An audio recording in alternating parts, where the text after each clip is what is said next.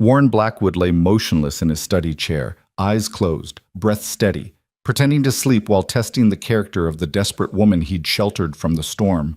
He expected her to rifle through his desk, pocket silver, or sneak food from his kitchen. Instead, what he heard through the darkness made his chest tighten with something he hadn't felt in years. Elena Frost knelt beside her sleeping son, whispering words that would shatter every wall Warren had built around his grief-hardened heart. This was no ordinary night.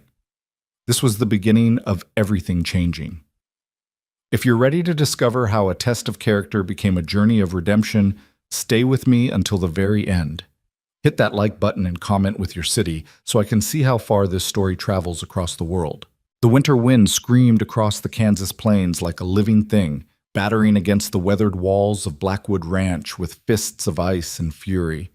Inside the main house, Warren Blackwood sat in his leather study chair, the fire burning low in the hearth, casting shadows that danced and twisted across the dark-paneled walls. To anyone watching, he appeared to be sleeping, head tilted back, arms resting on the chair's worn almond armrests, chest rising and falling in the steady rhythm of slumber. But Warren Blackwood was wide awake. His eyes, though closed, were alert behind their lids. His breathing, though measured, was carefully controlled. Every muscle in his body remained coiled with tension beneath the facade of rest. He'd been sitting this way for nearly an hour, waiting, listening, testing her. Elena Frost had arrived at his door 3 weeks ago, blown in by the season's worst blizzard with nothing but the clothes on her back, a thin shawl, and a 5-year-old boy clutched to her chest. Warren had watched from his upstairs window as she'd collapsed against his gate, her legs finally giving out after what must have been miles of walking through waist-deep snow. He'd stood there for a full minute, war raging inside his chest, before finally, grudgingly, going out to bring them in. He wasn't a charitable man. Hadn't been for 7 years, not since the fever took his wife Catherine and their infant daughter Rose within 3 days of each other. The house that had once rung with laughter and life had become a mausoleum, and Warren, its sole remaining occupant, wandering through rooms that echoed with ghosts. His foreman Jack had urged him to hire help, to bring life back into the empty servants' quarters. The ranch hands whispered that the boss was becoming strange, hollow, a shadow of the man who'd once commanded respect through both strength and fairness.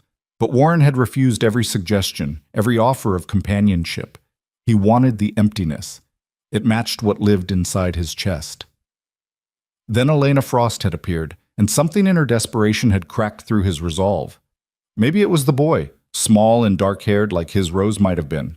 Maybe it was the fact that Elena had asked for nothing, had simply whispered please as she'd fallen unconscious in the snow. Or maybe, Warren thought as he sat in his chair pretending to sleep, maybe he'd taken them in precisely so he could confirm what he already believed about humanity, that people were fundamentally selfish, that given opportunity and desperation, anyone would betray trust. He'd been testing that theory for 3 weeks now. He'd left money on his desk. Nothing obvious. Just a few bills tucked beneath papers where someone cleaning might find them. They'd remained untouched. He'd left the pantry unlocked when he knew Elena was up late. Nothing had gone missing. He'd accidentally mentioned that his wife's jewelry remained in a box in the guest room where Elena slept with her son. The box hadn't been disturbed. Tonight was his final test. He'd announced at dinner that he'd be working late in his study, then he'd come down here, stoked the fire, poured himself a whiskey he hadn't touched, and arranged himself in this chair to wait. The clock on the mantel now read midnight. The household should have been asleep. Warren heard the creak of floorboards on the stairs. His heartbeat quickened, but he kept his breathing steady. Someone was descending from the second floor, trying to be quiet but unable to avoid the groans of the old wood. The footsteps were light, Elena's, not her boy's heavier child's tread. Warren felt something twist in his gut, something that felt uncomfortably like disappointment. So this is it, he thought. This is when she shows her true colors. The study door, which he'd left deliberately ajar, opened wider with a whisper of hinges. Warren had oiled them yesterday, making sure they wouldn't squeak and alert him. Through his closed eyelids, he sensed the change in light as someone entered with a candle.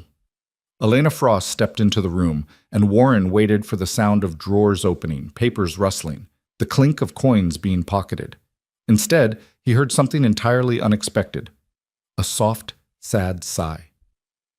"Oh, Mr. Blackwood," Elena's voice whispered into the darkness, so quiet he almost didn't hear it. "You'll catch your death sleeping here with the fire so low." Warren's carefully controlled breathing nearly hitched. He forced himself to remain still as he heard her move across the room. But she didn't go to his desk. She didn't approach the bookshelf where he kept his strong box. Instead, he heard the soft sounds of her tending the fire, the clunk of a log being added, the whisper of the poker stirring the coals to life. Warmth began to bloom across the room, and Warren felt it reach his face like a gentle hand. He heard Elena move again, her footsteps approaching his chair, and every muscle in his body tensed. This was it. This was when she'd search his pockets, or something soft settled over his shoulders. Warren's mind reeled. Elena had draped a blanket over him, the thick wool throw that usually lay across the back of the sofa. She adjusted it carefully, tucking it around his arms with a gentleness that made his throat inexplicably tight. "There," she whispered, more to herself than to him. "At least you'll be warm." But she didn't leave.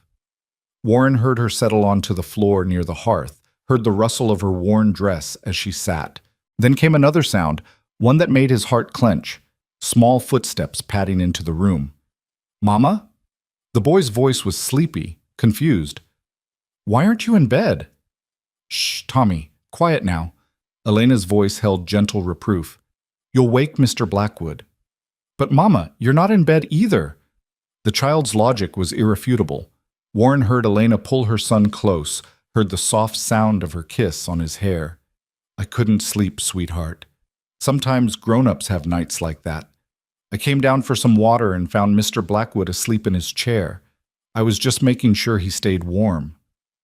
"Why doesn't he sleep in his bed like us?" Tommy asked, his voice carrying that particular mixture of curiosity and concern that only children possess. There was a pause. When Elena spoke again, her voice carried a weight that Warren hadn't heard before. "Sometimes, Tommy, when people hurt badly enough on the inside, they forget how to do simple things like go to bed at proper times. Sometimes the hurt is so big it fills up all the rooms in their house, and they don't know how to make space for themselves anymore." "Is Mr. Blackwood hurt inside?" Warren's fingers clenched beneath the blanket, but he kept his face relaxed, kept his breathing even. "Yes, baby. I think he is." "Can we fix him?" The question was asked with such innocent certainty that something in Warren's chest cracked. "Oh, Tommy," Elena's voice wavered. "Some hurts aren't the kind you can fix. Some hurts people have to carry. But you know what we can do?" "What, Mama?" "We can be kind. We can be grateful for the shelter he's given us. We can make sure that while we're here, this house has some light in it again. Not to fix his hurt. That's not our place. But just to show him that kindness still exists. That not everything in this world is loss and loneliness." Warren heard the boy shift, heard the innocent confusion in his voice. "But Mama, who takes care of Mr. Blackwood? Who makes sure he's not lonely?" The question hung in the air like smoke. Warren found himself waiting for Elena's answer with an intensity that unnerved him. "I don't think anyone does, sweetheart. I think Mr. Blackwood has been alone for a very long time. That's why we need to be extra good, extra quiet, extra helpful. Not because we owe him, though we do, more than we could ever repay. But because," her voice dropped to barely a whisper, "because everyone deserves to know that someone notices them. Everyone deserves to know that someone cares whether they're warm at night." "Even if they're grumpy?" Tommy asked. Elena's laugh was soft and sad. "Especially if they're grumpy. Sometimes people are grumpy because they're protecting hurt places inside them. You be patient with Mr. Blackwood, Tommy. He's given us a roof and food when we had nothing. That makes him a good man, even if he doesn't smile much." "Okay, Mama." There was a pause. "I wish we could stay here forever. I like having a real bed, and the barn cat let me pet her today." Warren heard the hitch in Elena's breathing, heard her struggle for composure. "I know, baby. But we can't expect Mr. Blackwood's kindness to last forever. Men like him, they help because it's the right thing to do, but they don't make permanent places for strangers. When the spring thaw comes and the roads are passable again, we'll need to move on. We'll find a town, find work. I'll sew or clean or do whatever needs doing. We'll be all right. But I don't want to go. The child's voice rose slightly, and Elena shushed him quickly. I know, but this isn't our home, Tommy. It's Mr. Blackwood's home, and he's let us stay here out of the goodness of his heart. We can't take advantage of that. We can't overstay our welcome. The best way to repay kindness is to be gracious about it, to not ask for more than what's freely given. I want to give him something, Tommy insisted. He gave us a home. What can we give him? Warren felt his throat close completely.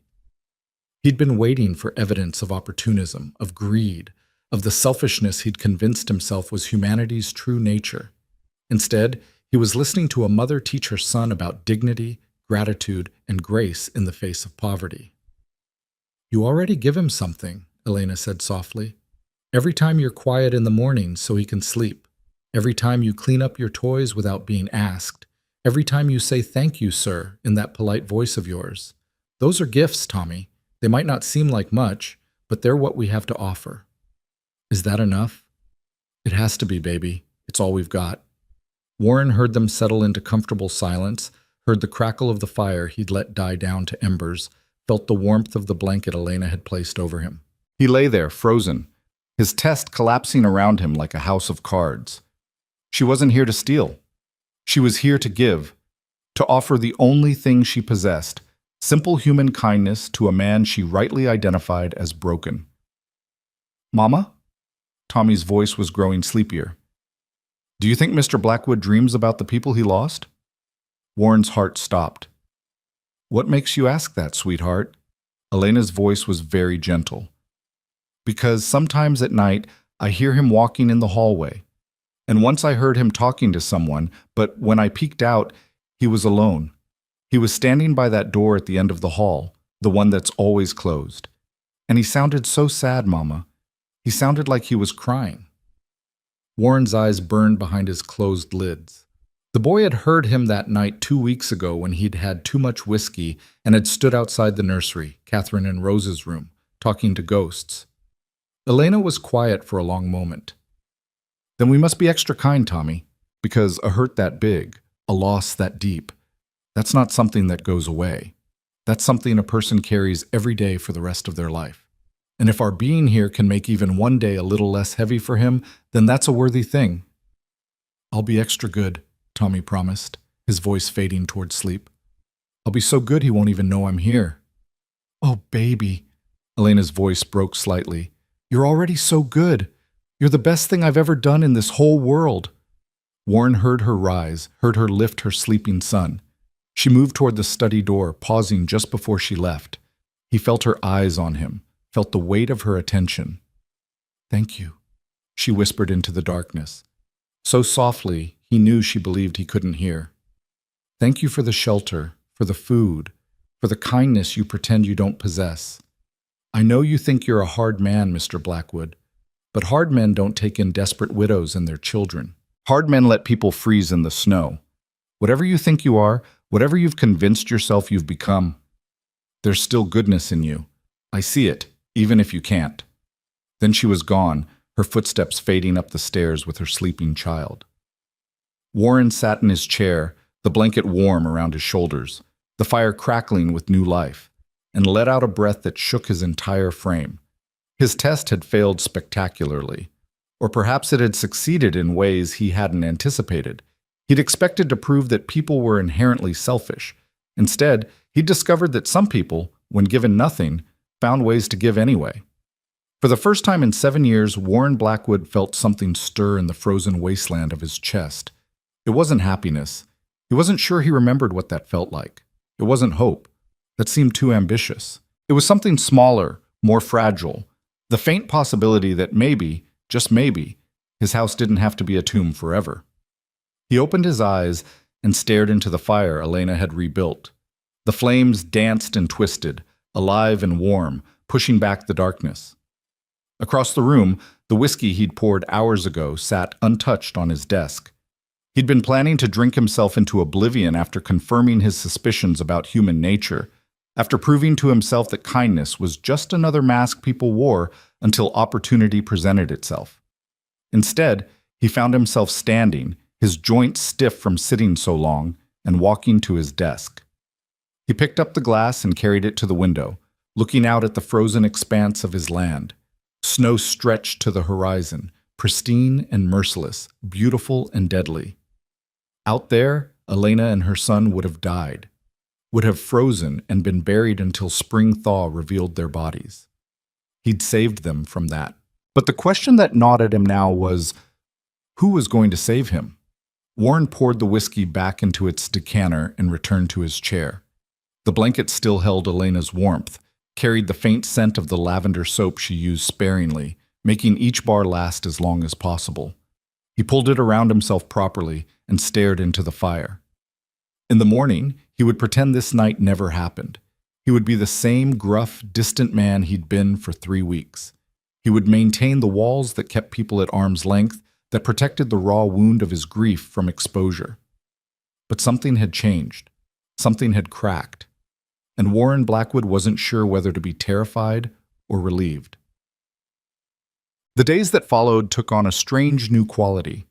Warren went through his usual routines, rising before dawn, checking on the livestock, meeting with his foreman Jack about ranch business, eating meals in silence.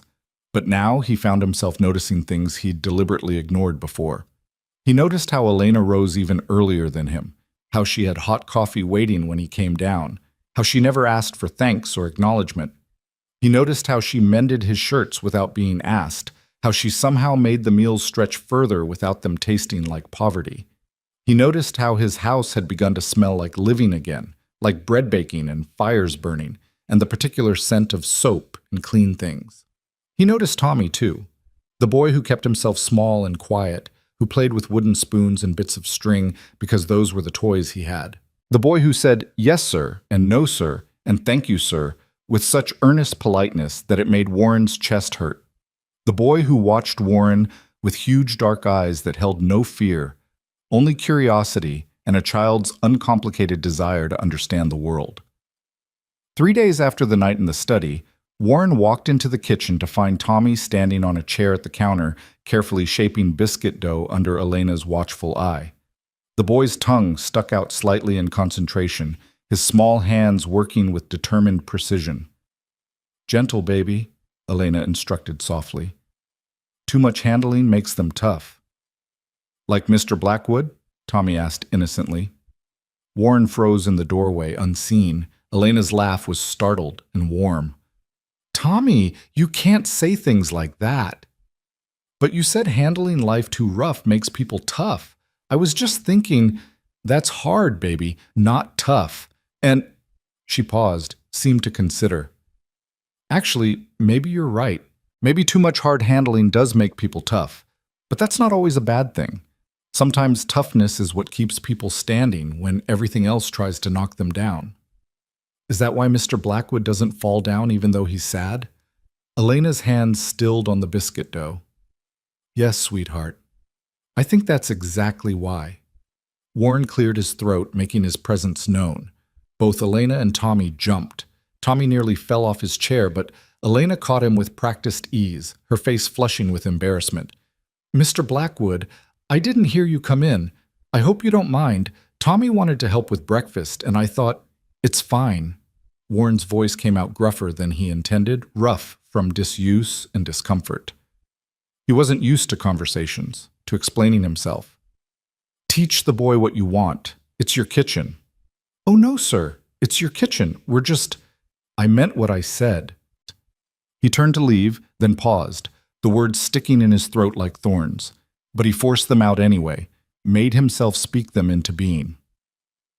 "The biscuits you made yesterday, they were good." The silence that followed was profound. Warren didn't turn around, didn't want to see Elena's face, didn't want to witness the impact of what amounted to the first compliment he'd given anyone in 7 years. He heard her breath catch, heard the soft surprise in her voice when she finally spoke. "Thank you, Mr. Blackwood. Thank you." He left before the moment could stretch into something more complicated, but he heard Tommy's excited whisper behind him. "Mama, he liked them. Mr. Blackwood liked your biscuits." And Elena's response, warm with pleasure and surprise. He did, didn't he? Well then, I guess we'll have to make sure they're extra good from now on. Warren walked out into the frozen morning, breath clouding in the bitter air, and felt that crack in his chest widen just slightly. It hurt, that widening. It hurt like thawing frostbite, like blood returning to numb limbs. But he didn't stop it. That night, Warren stayed in his study again, this time genuinely working on the ranch accounts. He heard the house settle around him, heard the creak of footsteps on the floor above, heard the low murmur of Elena reading to Tommy before bed. He forced himself to focus on the numbers in front of him, columns of expenses and income that needed balancing. Around midnight, he set down his pen and allowed himself to acknowledge what he'd been waiting for. The soft sound of someone descending the stairs. This time, he didn't pretend to sleep. When Elena entered the study, moving quietly toward the dying fire, he spoke. "You don't need to do that." Elena spun around, hand pressed to her chest, eyes wide in the candlelight. "Mr. Blackwood, I thought you'd gone up hours ago. I didn't mean to disturb." "You didn't disturb anything." Warren set his pen down carefully, not looking at her. "But you don't need to come down here every night. I'm capable of tending my own fire." In the silence that followed, Warren heard Elena's breathing change. When she spoke, her voice was very quiet. "How long have you known? That you've been coming down here?" "Since the first night." More silence. Then, "I see. I apologize, Mr. Blackwood. It was presumptuous of me. It won't happen again." She turned to leave, and Warren found himself speaking before he consciously decided to. "I didn't say I wanted you to stop." Elena paused, her back to him. Warren stared at his ledgers, at the numbers that suddenly seemed meaningless, and forced himself to continue. "The house is warmer in the mornings because of it. That's practical. Efficient use of firewood." It was a lie, and they both knew it. The warmth had nothing to do with efficiency and everything to do with the fact that someone cared whether he froze in his chair. But Warren couldn't say that out loud, couldn't crack himself open that far. So he hid behind practicality, behind the language of ranch management and resource allocation. Elena turned slowly. In the dim light, her face was hard to read, but her voice was soft when she spoke. "Then I'll continue to be practical and efficient, Mr. Blackwood, if that's all right with you." "It is." She moved to the fire, added wood with the practiced ease of someone who'd been managing on her own for a long time. Warren watched her hands, work-roughened and capable, and wondered what her story was. He'd never asked.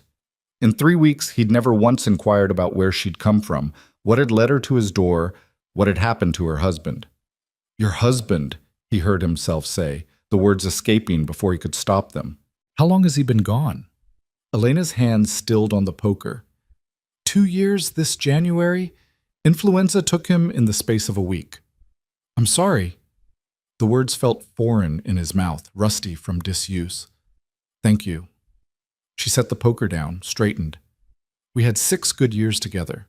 I try to be grateful for that instead of bitter about what was taken. Doesn't always work, but I try." Warren found himself speaking into the fire, telling truths he'd never voiced aloud.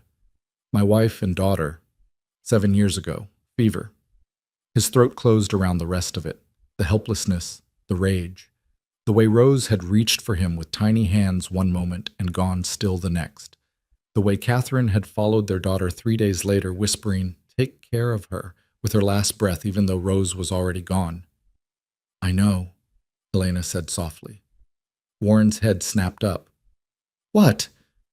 "I'm sorry. I don't mean to intrude, but when you're staying in someone's home, you see things." "There are pictures in the guest room, a wedding photograph, a baby's christening gown in the wardrobe. She paused, seemed to choose her words carefully. "I know the particular silence of a house where people are missing. My home sounds the same way without my husband's voice in it." Warren stared at her, this woman who'd been sleeping in his dead wife's favorite room, surrounded by Catherine's things, by Rose's tiny clothes, and who had said nothing. Who had kept his grief sacred, who had not pried or prodded or offered empty platitudes. "Why did you leave?" he asked. "Where were you going when the storm caught you?" Elena moved to the window, looked out at the frozen darkness. "After my husband died, I tried to keep going. Tried to keep our little house, take in sewing, make it work. But I couldn't keep up with the rent. The landlord was patient for a while, but patience runs out when people need money. We got evicted 3 months ago. 3 months? Warren's voice sharpened. You've been on the road for 3 months? In winter? We stayed where we could. Churches mostly, charity homes. I took work where I found it, a few days here, a week there. But charity has limits, Mr. Blackwood, and I had no skills beyond sewing and basic housework. No family, no connections.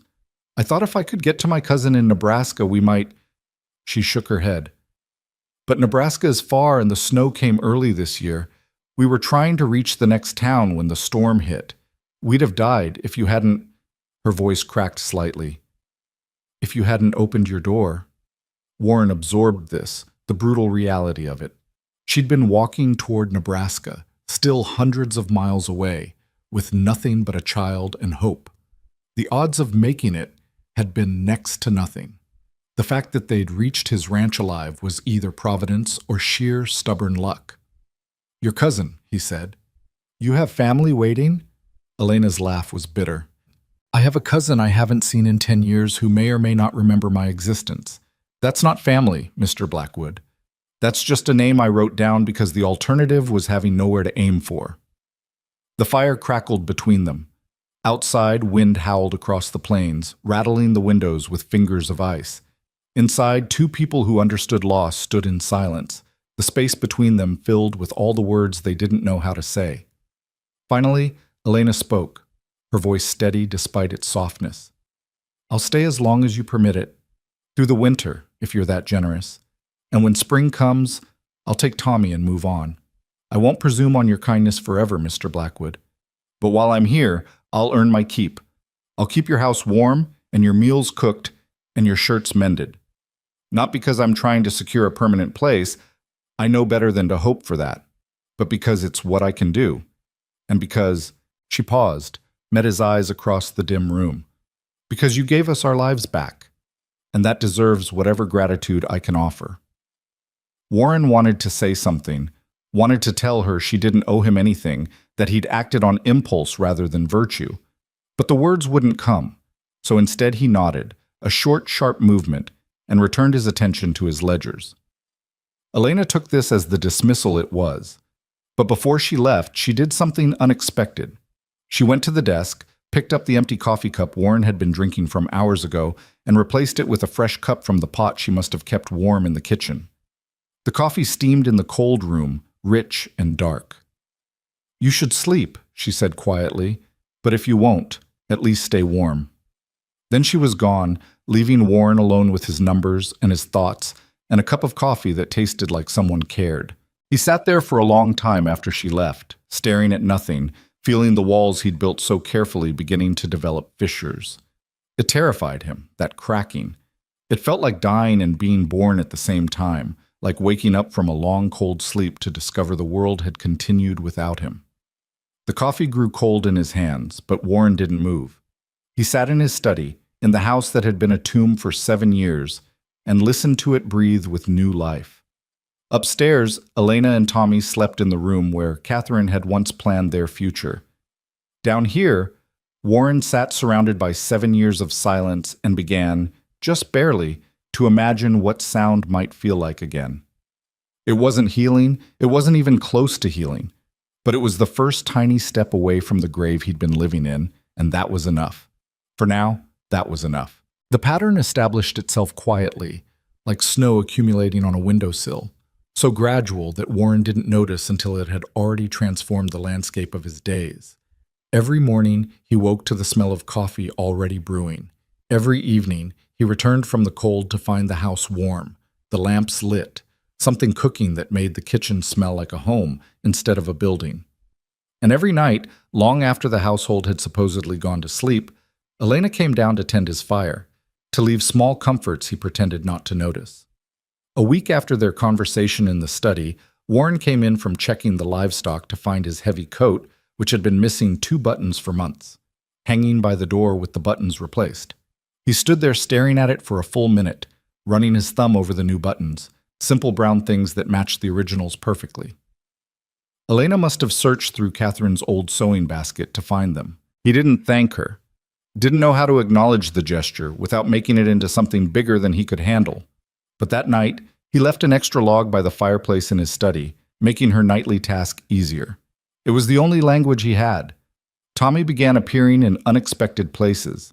Warren would walk into the barn to find the boy sitting cross-legged in the hay, talking softly to the barn cats. He'd glance out his study window and see small footprints in the snow, tracing elaborate patterns in the yard. Once he opened the door to the storage room and discovered Tommy organizing scattered tools, his small face scrunched in concentration as he tried to figure out where each item belonged. "I wasn't snooping, sir," Tommy said quickly, dropping the hammer he'd been holding. "I just thought, Mama says we should help where we can, and I saw these were all mixed up, so I thought, it's fine." Warren picked up the hammer, hung it on its proper hook. "You know where this goes?" Tommy shook his head. "Here, and the saw goes there. Nails in that drawer, sorted by size." Warren demonstrated, aware of the boy watching his every movement with intense focus. "Think you can remember that?" "Yes, sir." Tommy's face lit up with pleasure so pure it was almost painful to witness. "I'll remember all of it. I'm good at remembering." Warren grunted, turned to leave, then paused. "The cat's in the barn. Don't pick up the orange one. She's mean." "Oh, I know, sir. She scratched me yesterday. But I think she's just scared, not mean. Mama says sometimes people act mean when they're really just frightened." Warren looked at the boy, at his earnest face and his two old eyes, and felt something shift in his chest. "Your mother's right, but the cat will still scratch you." "That's okay. I'll just be patient. Mama says patience is how you teach scared things that they're safe." The words hung in the cold air of the storage room. Warren wondered if Elena had been talking about the cat at all, or if her son had somehow understood a lesson meant for an entirely different subject. He left without responding, but he found himself thinking about it for the rest of the day. That evening at dinner, the first meal Warren had shared with them since they'd arrived, sitting at the table instead of taking his plate to his study, Tommy asked a question that made Elena choke on her water. "Mr. Blackwood, why do you have a room you never open?" "Tommy!" Elena's face flushed with mortification. "That's not... You can't ask." "It's at the end of the hall," Tommy continued, oblivious to his mother's distress. "The door with the pretty carved flowers. I saw you standing in front of it the other night. You looked so sad." Warren's hand stilled on his fork. The nursery. Catherine had been so proud of that door, had commissioned it specially when she learned she was pregnant. Roses and vines carved into the wood, a celebration of life and hope and all the future they'd thought they'd have. "Tommy, apologize right now." Elena's voice was sharp with horror. "Mr. Blackwood's home is his private... It was my daughter's room." Warren's voice cut through Elena's apology, rough as gravel. "She died there. I haven't opened it since." The silence that fell was absolute. Tommy's eyes went wide, his small face crumpling with understanding and regret. Elena looked like she wanted to sink through the floor. Warren picked up his fork and resumed eating, though the food tasted like ash. "I'm sorry," Tommy whispered. "I didn't mean to make you sad." "You didn't make me sad, boy. I was already sad. You just asked about it." Warren took a drink of water, forced himself to meet Tommy's stricken gaze. "It's not wrong to ask questions, but some questions have answers that hurt. I won't ask any more, I promise. Asking isn't the problem." Warren set his glass down carefully.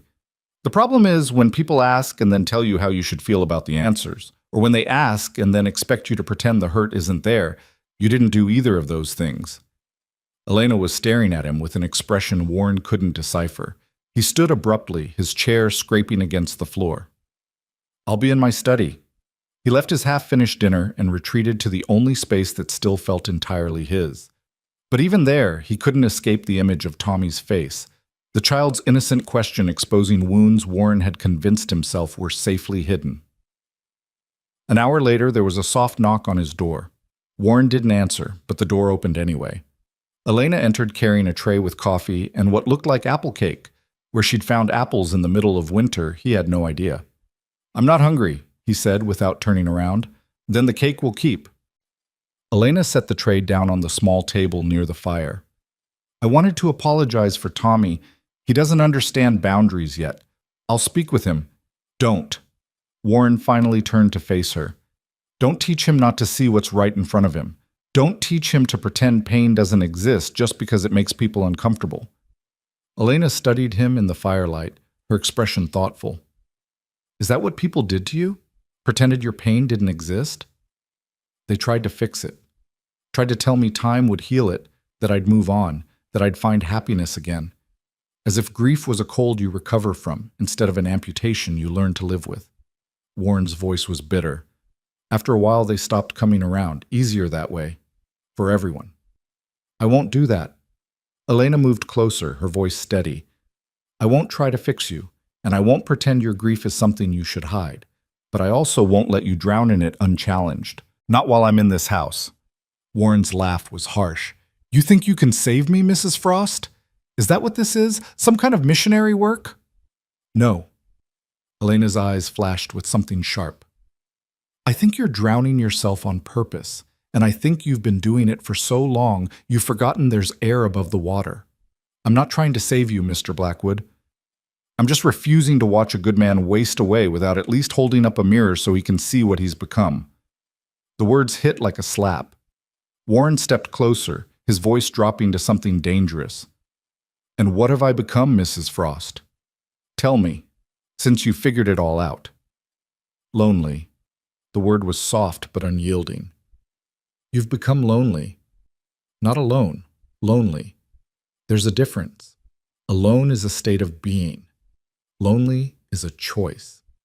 She held his gaze without flinching. You've built walls so high that nothing can reach you, and now you're suffocating inside them. And the worst part is, you know it. You know it, and you're so terrified of hurting again that you'd rather slowly die of isolation than risk caring about anything. Warren's breath came hard. You don't know anything about me. I know enough. Elena's voice gentled slightly. I know you pull your dead wife's blanket over yourself at night even though it's threadbare. I know you stand outside your daughter's door every Tuesday evening at exactly 7 o'clock, the same time every week, like a ritual. I know you rebuilt the fire in the barn 3 times last week because the newborn calf reminded you of something you lost. I know because I see you, Mr. Blackwood. Maybe for the first time in 7 years, someone is actually seeing you. Warren felt his carefully constructed defenses cracking, felt the walls developing fissures he couldn't repair. Stop. Why? Because it hurts?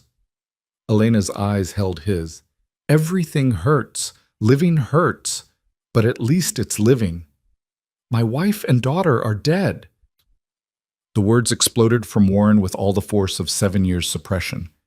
They died in my arms, and I couldn't stop it. I couldn't save them. I couldn't do anything but watch them slip away. So yes, I built walls. Yes, I chose lonely over the alternative, because caring about people means watching them die, and I can't— His voice broke. I can't do that again. The silence stretched between them, heavy with truth. When Elena spoke again, her voice was impossibly gentle. I understand. I do. When my husband died, I wanted to die too. The only thing that stopped me was Tommy needing his mother. But I understand that impulse to just stop, to refuse to engage with a world that takes everything you love. Then why are you pushing me? Warren's voice was raw. Because you saved my life. Elena stepped closer, her eyes bright in the firelight.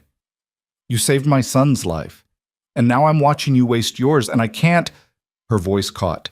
I can't just stand by and watch that happen. Not when there's still so much life left in you, buried under all that grief. Warren turned away, his hands clenching into fists. You should go. I will. But first, eat the cake. It's from Catherine's recipe book. I found it in the kitchen drawer. I hope that's all right. I thought— She paused. I thought maybe you'd want to taste something she made. Something that carried her love forward. Warren's throat closed completely.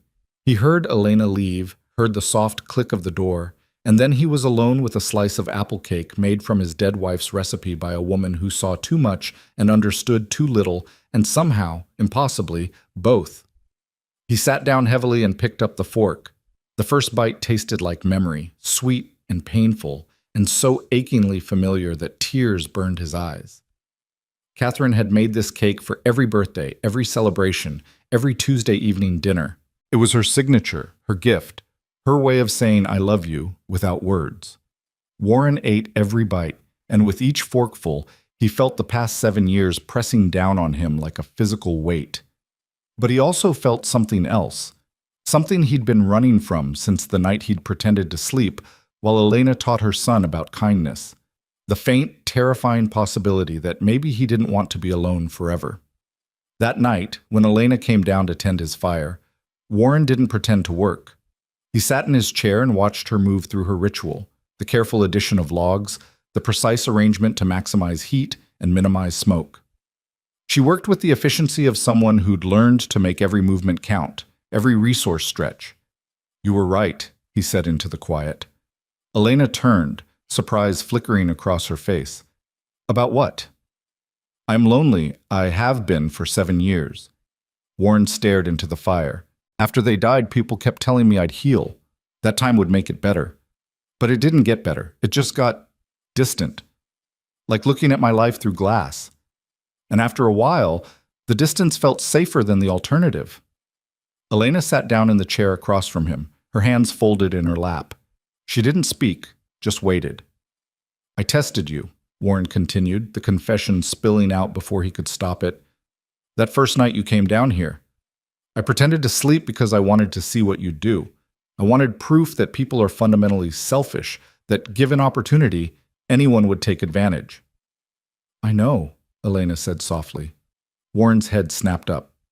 "What?" "I knew you were awake. Your breathing was too controlled, too measured.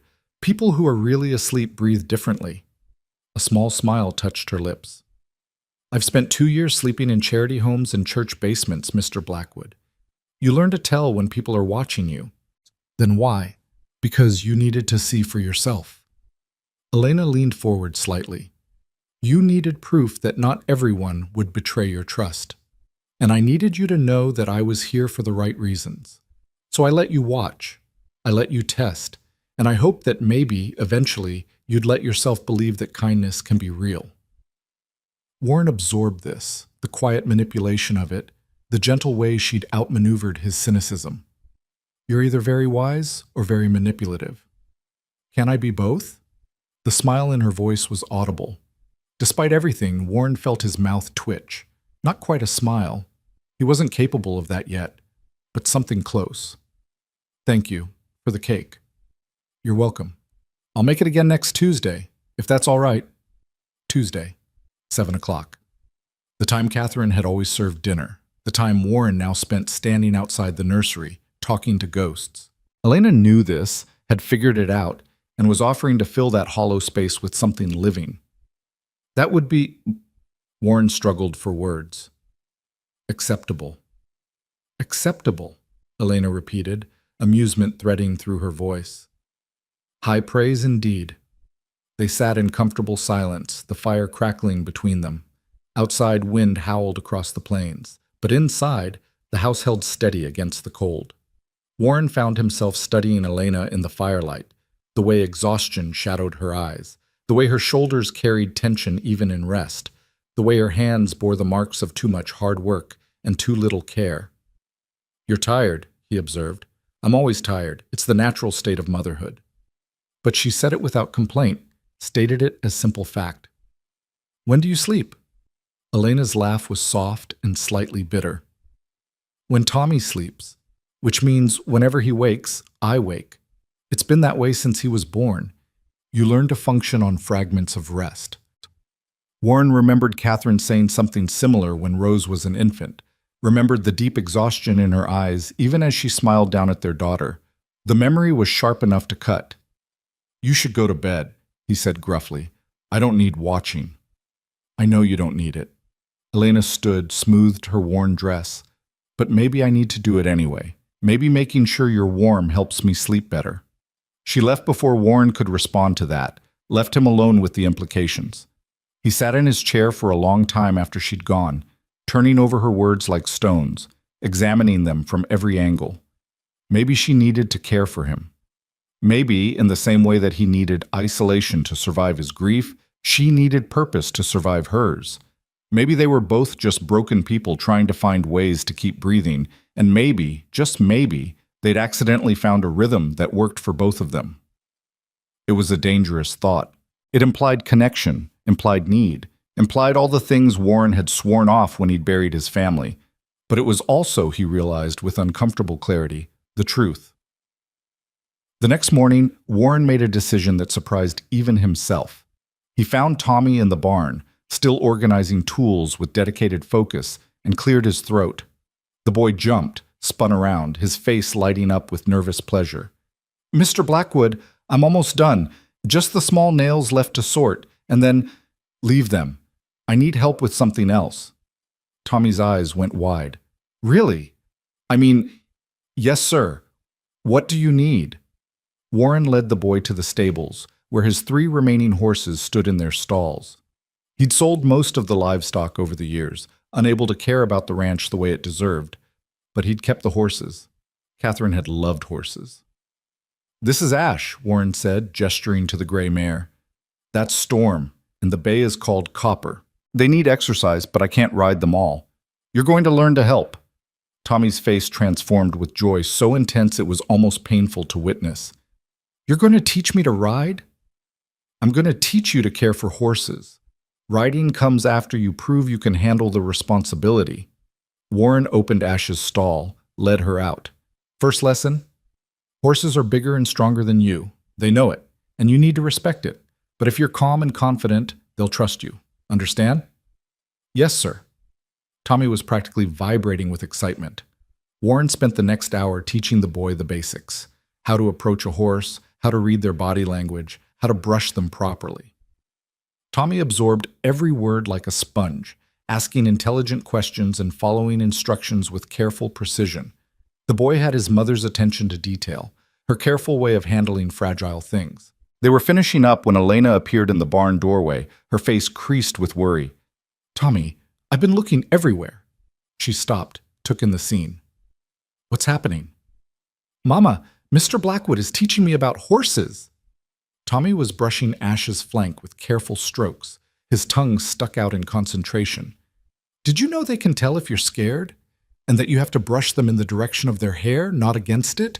And—" "I'm putting the boy to work," Warren interrupted, uncomfortable with Elena's scrutinizing gaze. "He's been underfoot. Might as well make himself useful." Elena's expression said she didn't believe his gruff explanation for a second, but she played along. "I see. That's very generous of you, Mr. Blackwood. Tommy, are you behaving yourself?" "Yes, Mama, I'm being so good. Watch." Tommy demonstrated his brushing technique with such earnest pride that even Warren felt something warm flicker in his chest. "Very impressive." Elena's eyes met Warren's over Tommy's head.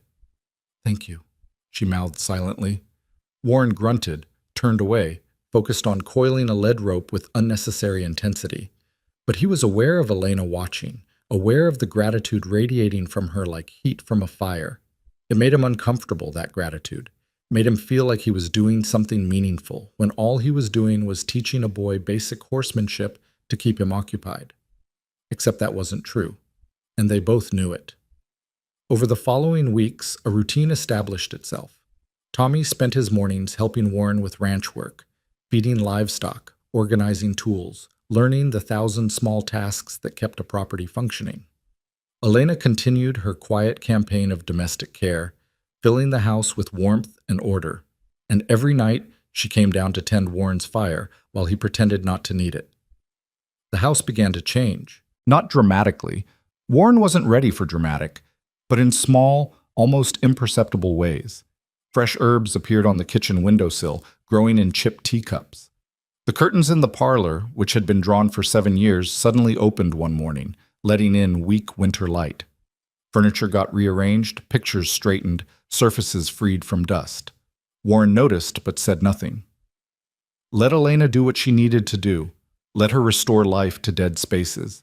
He found he could tolerate it as long as she didn't touch 3 things: Catherine's room, which remained locked, Rose's nursery, which stayed closed, and the small locked cabinet in his study where he kept their most precious belongings. Those were his. Those remained sacred, but everything else could be negotiated. One evening, Warren came in from a particularly brutal day.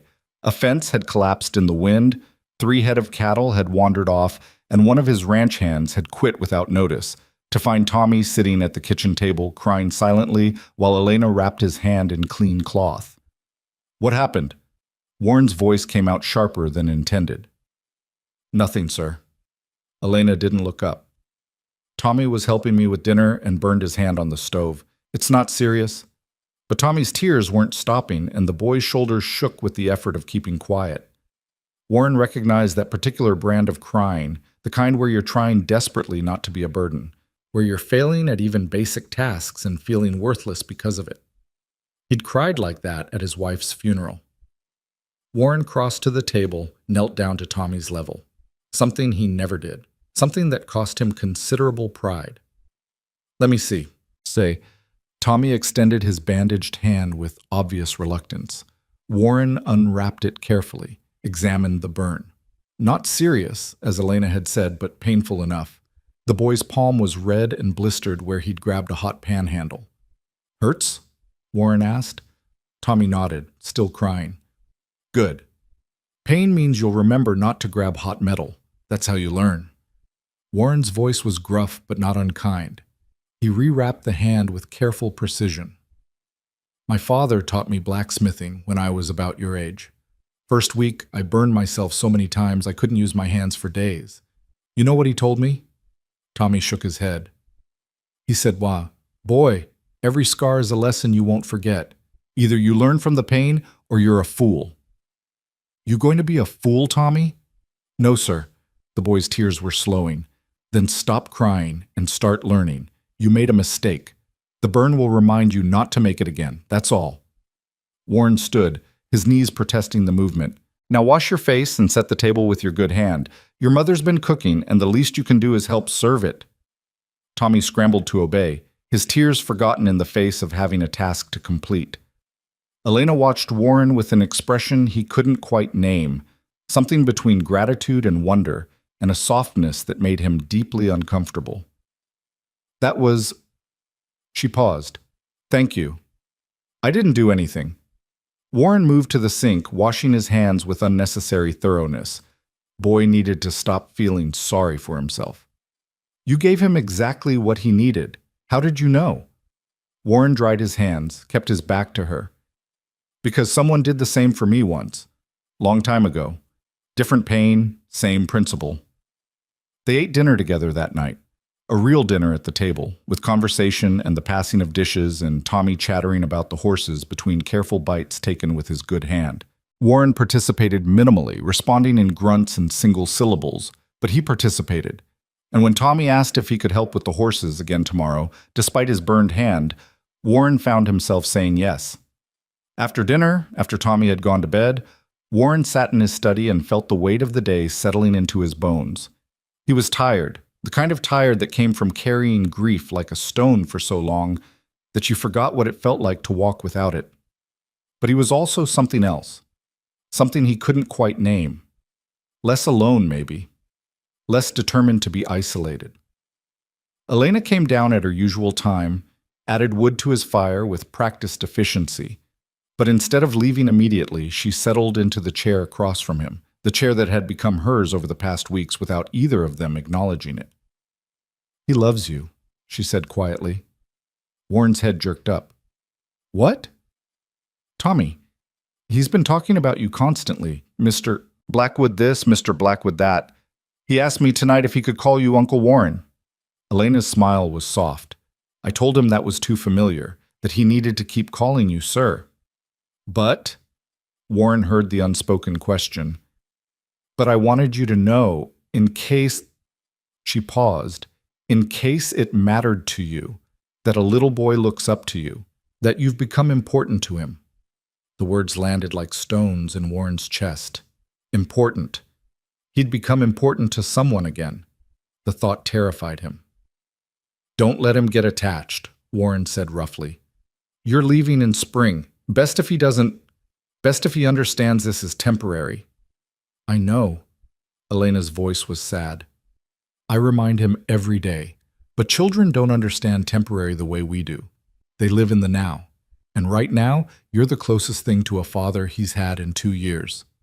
I'm not his father. I know that too. Elena stood, prepared to leave.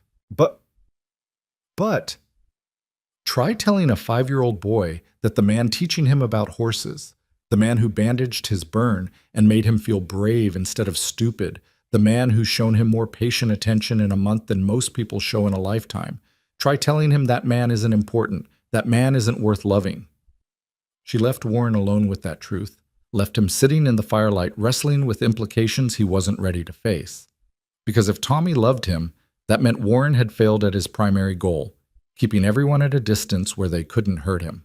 And if Elena knew her son loved him and was still planning to leave, that meant she understood the risks of staying, understood that Warren was a fortress with no door. But it also meant that despite everything, despite his walls and his grief and his deliberate isolation, something had gotten through. Someone had gotten through. 2 someones, actually. A desperate widow and her lonely child had cracked open the tomb Warren had built and let light in. And Warren didn't know whether to be grateful or terrified. Both, probably. Definitely both. February arrived with false promises of spring, 3 days of warmth that melted the top layer of snow into treacherous slush before the temperature plummeted again, freezing everything into jagged ice. Warren was in the barn checking on a mare with a swollen hock when he heard Tommy's scream. He was running before conscious thought caught up, his heart hammering against his ribs in a way it hadn't since the night Rose stopped breathing. He burst through the barn door to find Elena on the ground, her face paper white, one hand pressed to her side while the other reached uselessly toward Tommy, who stood frozen in the snow, sobbing. What happened? Warren dropped to his knees beside her, his hands hovering uncertainly over her body. Slipped on the ice. Elena's voice was tight with pain. I'm fine. Just give me a moment. But when she tried to stand, her legs buckled. Warren caught her before she hit the ground again and felt the heat radiating through her dress. Fever. The realization hit him like a fist. How long have you been sick? I'm not. Don't lie to me. Warren's voice was sharp with fear that came out as anger. How long? Elena's eyes met his, and he saw the exhaustion there, the bone-deep weariness she'd been hiding. 3 days, maybe 4. It's just a cold. I thought I could work through it. A cold doesn't make you collapse. Warren scooped her up, ignoring her weak protests. She weighed nothing, he realized with horror. Had she been eating enough? Had he been so wrapped up in his own walls that he hadn't noticed her wasting away? Tommy, open the door, now! The boy scrambled to obey, his face streaked with tears and terror. Warren carried Elena into the house, up the stairs, deposited her on the bed in the guest room with more gentleness than he knew he possessed. Her skin burned under his hands, and when he pulled back the collar of her dress to check her neck, he saw the swollen glands, the flush that spoke of serious infection.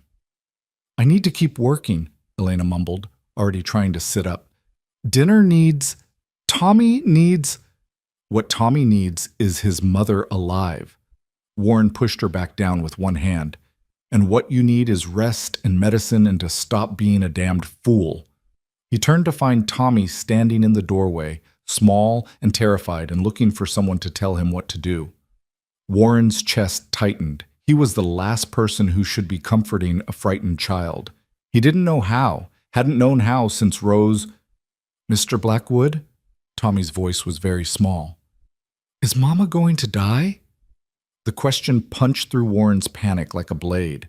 He looked at this child who'd lost his father, who'd spent months wandering homeless, who'd finally found something like safety, only to watch it crumble again. And Warren realized with sudden, awful clarity that his answer mattered more than almost anything he'd ever said. He knelt down to Tommy's level, made himself meet those frightened eyes. No, your mama is sick, but she's not going to die. I won't let that happen. Do you understand me? You promise? Warren thought of all the promises he'd made and failed to keep. Thought of telling Catherine he'd protect her, telling Rose Daddy would make her better. Thought of every assurance that had turned to ash in his mouth. But he looked at Tommy's desperate face and made a promise anyway, because sometimes the lie was kinder than the truth. I promise. Now I need you to be brave while I take care of her. Can you do that? Tommy nodded, swiping at his tears with the back of his hand. What do I do? Go to the kitchen, make tea. You've watched your mother do it. Bring me clean cloths and the coldest water you can find. And Tommy? Warren waited until the boy met his eyes. Your mother's going to be fine, but she needs us to be strong for her right now. Can you be strong? Yes, sir. Tommy's voice steadied, given purpose and direction. He ran off to complete his tasks, leaving Warren alone with Elena.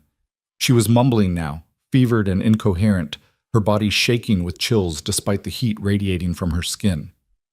Warren pulled every blanket he could find, tucked them around her with hands that trembled more than they should.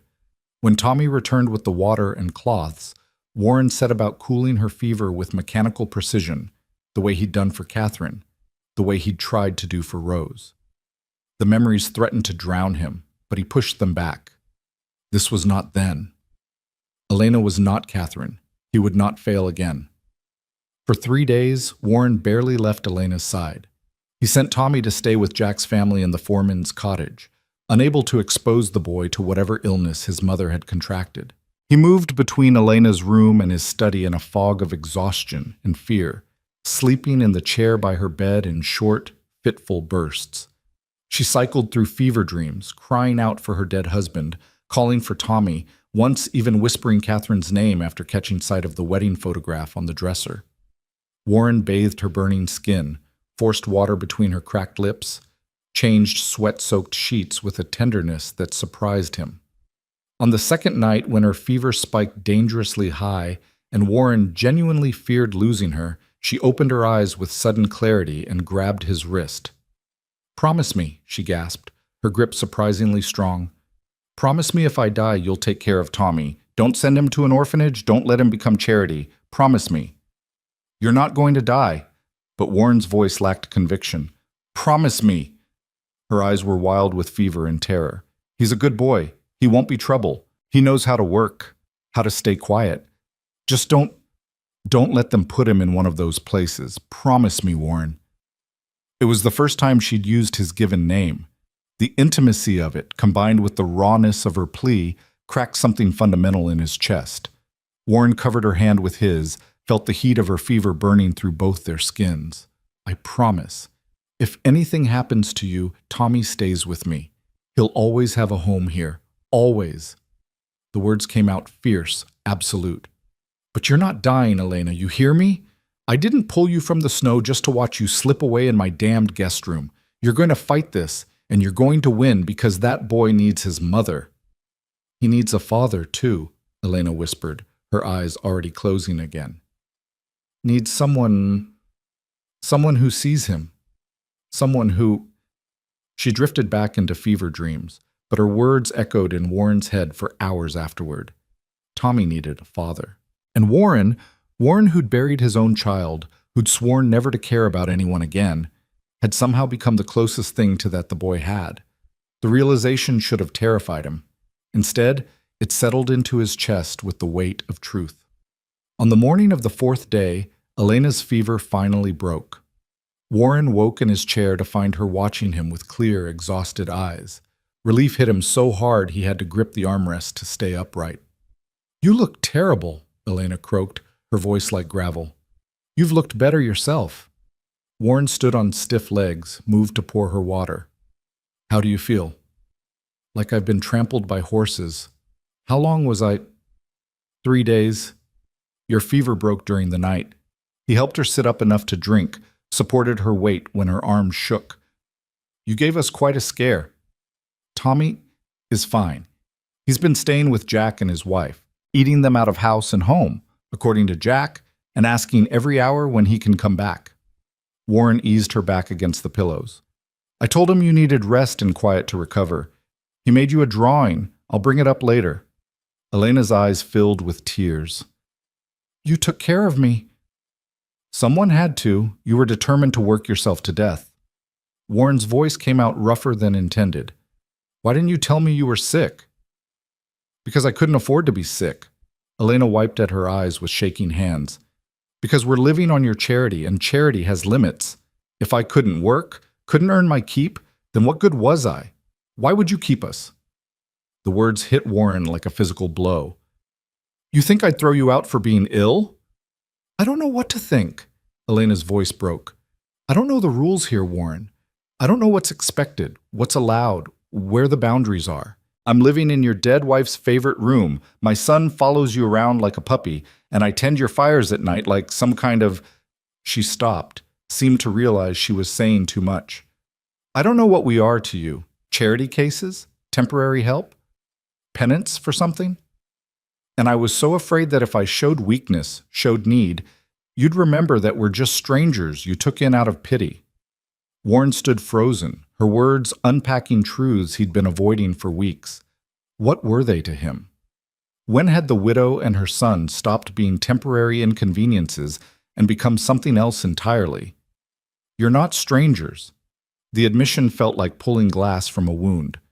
Haven't been for a long time. And you're not here out of pity. You're here because...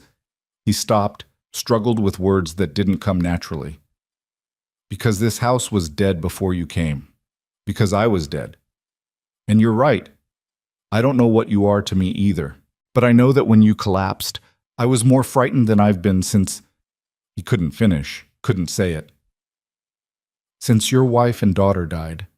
Elena's voice was soft, understanding. Yes. The word came out as barely more than a whisper. Warren moved to the window, stared out at the frozen landscape. I can't do this again, Elena. I can't care about people who are going to leave. I can't build something just to watch it fall apart. I'm not strong enough. Then maybe you shouldn't have saved us from the snow. There was no accusation in Elena's voice, just resignation. Maybe you should have left us to freeze, because the moment you opened that door, the moment you brought us inside, you started caring whether you meant to or not. And I'm sorry for that. I'm sorry we've become an inconvenience to your grief. Warren turned to face her, saw the tears streaming down her pale face, saw the exhaustion and shame and bone-deep weariness of a woman who'd been fighting for so long she'd forgotten what peace felt like. You're not an inconvenience. The words came out raw, honest. You're terrifying, both of you. You've cracked open walls I spent 7 years building, and I don't know how to function without them. I don't know how to care about people without it destroying me, but... He moved back to her bedside, sat heavily in his chair. But I care anyway. Despite my best efforts, despite every wall I've built, I care about whether you're warm at night and whether Tommy is learning his letters and whether this damned house feels like a home again. And that scares me more than anything has scared me in 7 years. Elena reached out with one trembling hand, covered his where it rested on the chair arm. I'm scared too. I'm scared of hoping for something permanent when I know it can't last. I'm scared of Tommy getting attached to a man who's going to send us away when spring comes. I'm scared of wanting a life I can't have. What do you want? Warren asked, his voice rough. I want Tommy to grow up safe. I want a home that's ours, not borrowed. I want to stop being scared all the time. Elena's grip tightened on his hand. And I want to matter to someone again, to be more than just a burden or a responsibility. I want someone to be glad I exist. Warren looked at their joined hands, at the way her fingers threaded through his like they belonged there. I'm glad you exist, he said quietly. For what it's worth. I'm glad you knocked on my door in that storm. I'm glad you tend my fires. I'm glad you made Catherine's apple cake and taught Tommy about kindness and pulled me back from the edge of something I didn't even know I was falling into. I'm glad, Elena. She was crying openly now, and Warren found his own eyes burning. They sat like that for a long moment, hands clasped, words hanging between them like promises neither of them knew how to keep. A knock at the door broke the spell. Jack's voice called through the wood. Mr. Blackwood, sorry to disturb, but there's trouble in town. You're needed. Warren squeezed Elena's hand once, then stood. What kind of trouble? The bad kind, sir. You'd better come hear it for yourself. Warren looked back at Elena, saw her trying to sit up despite her obvious weakness. Stay in bed. I'll handle whatever this is. Warren. She stopped, seemed to gather her courage. Be careful. He nodded once, sharp and sure, then left before he could do something foolish like promise he'd come back. He'd learned better than to make promises he couldn't guarantee. Jack waited at the bottom of the stairs, his weathered face grave. It's about Mrs. Frost, sir. Word's gotten out that you've got a widow living here, and people are talking. Warren's hands clenched into fists. What kind of talking? The bad kind. Mrs. Henderson from the Mercantile came by earlier asking questions. How long she's been here, what arrangements you've made, whether there's propriety being maintained. Jack looked uncomfortable. She's got the church ladies all worked up. They're saying a single man and a widow under one roof, it's not decent. They're saying Mrs. Frost must be taking advantage, working some kind of angle. That's ridiculous. Warren's voice was cold with fury. Elena has been nothing but she's been proper and respectful, and I know that, sir. You know that. But the town doesn't know that. They see a poor widow show up in the middle of winter, and suddenly she's living in the Blackwood house, and their imaginations run wild. Jack shifted his weight. Mrs. Henderson suggested that if Mrs. Frost is going to continue staying here, there ought to be oversight, someone from the church to make sure everything's above board. Oversight. Warren bit the word out like poison. They want to put a chaperone in my own house. Or they want Mrs. Frost gone. Those seem to be the options they're proposing. Warren stared at his foreman, at this man who'd worked for him for 15 years, who'd watched him bury his wife and daughter and slowly die himself. What do you think I should do, Jack? Jack met his eyes steadily. I think you should do what makes you less alone, sir. And I think that woman upstairs and her boy have done more to bring you back to life in 2 months than anything else has managed in 7 years. So I think you should tell Mrs. Henderson and her church ladies to mind their own damn business and let a good man and a good woman figure out their own lives. The loyalty in Jack's voice made Warren's throat tight. And if the town decides to make trouble, then the town can come through me first. Jack's jaw set stubbornly. You've got friends here, Mr. Blackwood, more than you think. Not everyone in this county is a busybody with nothing better to do than spread gossip. Warren nodded slowly, but his mind was racing. He'd been naive to think that Elena and Tommy could stay here indefinitely without consequences. Small towns had long memories and sharp tongues, and a widow living with a widower was exactly the kind of scandal people loved to sink their teeth into. He thought of Elena upstairs, weak and recovering, terrified of being thrown out.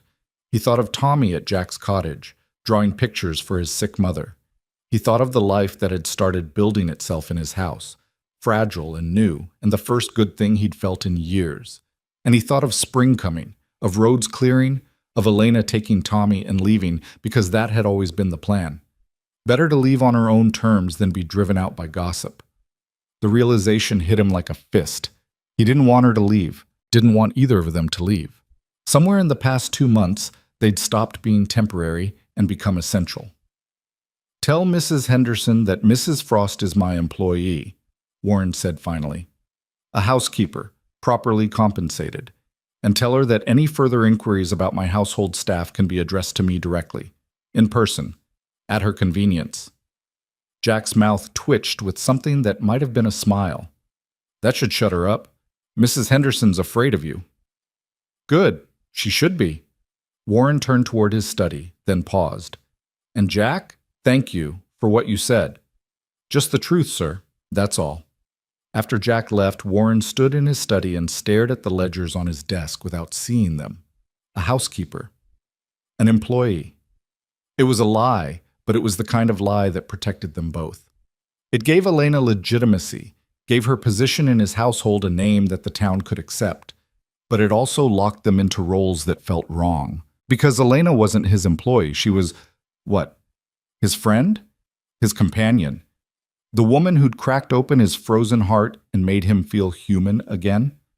Warren sat down heavily, dropped his head into his hands. The past 2 months had been an exercise in self-deception. He told himself Elena and Tommy were temporary. He told himself he was being charitable, practical, that housing them through the winter was just basic human decency. He told himself he wasn't getting attached, wasn't caring, wasn't building something that would destroy him when it ended. All lies. Comfortable lies that had let him pretend he was in control. But control had slipped through his fingers weeks ago, probably that very first night when he'd pretended to sleep and heard Elena teaching her son about kindness to wounded men. He'd been falling since then, a slow descent into caring that he'd been too stubborn to acknowledge. And now the town was forcing his hand. Now he had to make decisions, take positions, Commit to something beyond the careful neutrality he'd been hiding behind. Warren pulled out a piece of paper and began writing. If Elena was going to be his employee, she'd have a proper contract. Room and board, a salary, defined duties. Something legal that would shut the gossips up and give her security beyond his uncertain charity. But as he wrote, he realized he was building a cage as much as a protection, because an employee left when the job was done. An employee didn't stay because they wanted to, but because they were paid to.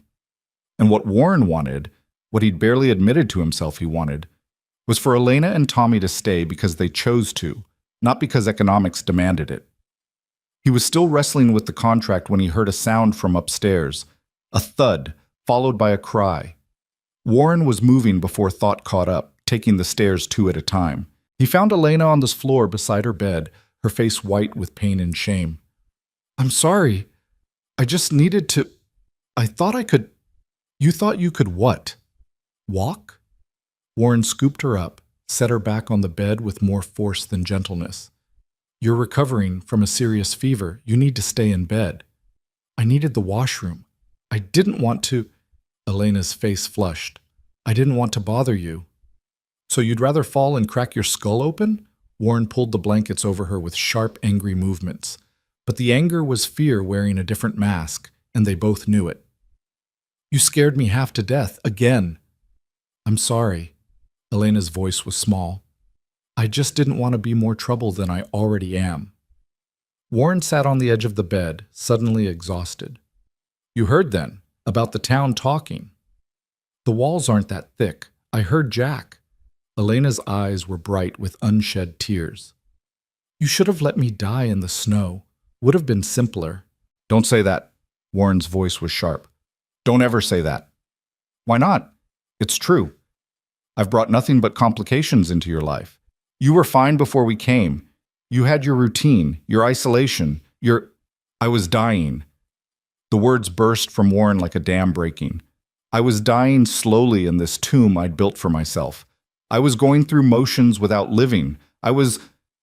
He stopped, tried to find words for something he'd never let himself acknowledge. "You didn't complicate my life, Elena. You saved it. You and Tommy. You cracked me open and let the light back in. And yes, it hurts like hell. And yes, I'm terrified. But I'm also alive again. For the first time in 7 years, I'm alive." Elena stared at him, tears spilling down her cheeks. "Then what do we do? Because the town isn't going to accept this. They're going to make it impossible for us to stay." "Let me worry about the town." Warren stood, moved toward the door. "You focus on getting better. We'll figure out the rest when you're back on your feet." "Warren?" Her voice stopped him.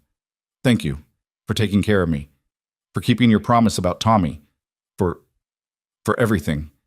He nodded without turning around, afraid of what his face might reveal, afraid she'd see too much of the truth written there, that she'd become necessary to him, that the thought of her leaving felt like another death, that he was falling into something he had no name for and no idea how to navigate.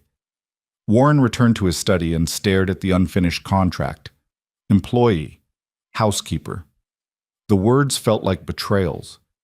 But what alternative did he have? He couldn't offer marriage. That felt like a desecration of Catherine's memory, like replacing someone irreplaceable. He couldn't ask Elena to stay without status, without protection. The town would eat her alive, and he couldn't let her leave, couldn't watch her and Tommy walk away into an uncertain future when he had the means to keep them safe. He was trapped between impossible choices, each one guaranteed to hurt someone. And Warren Blackwood, who'd spent 7 years avoiding exactly this kind of pain, discovered that caring about people meant accepting that sometimes there were no good options. Sometimes you just had to choose which wound you could live with.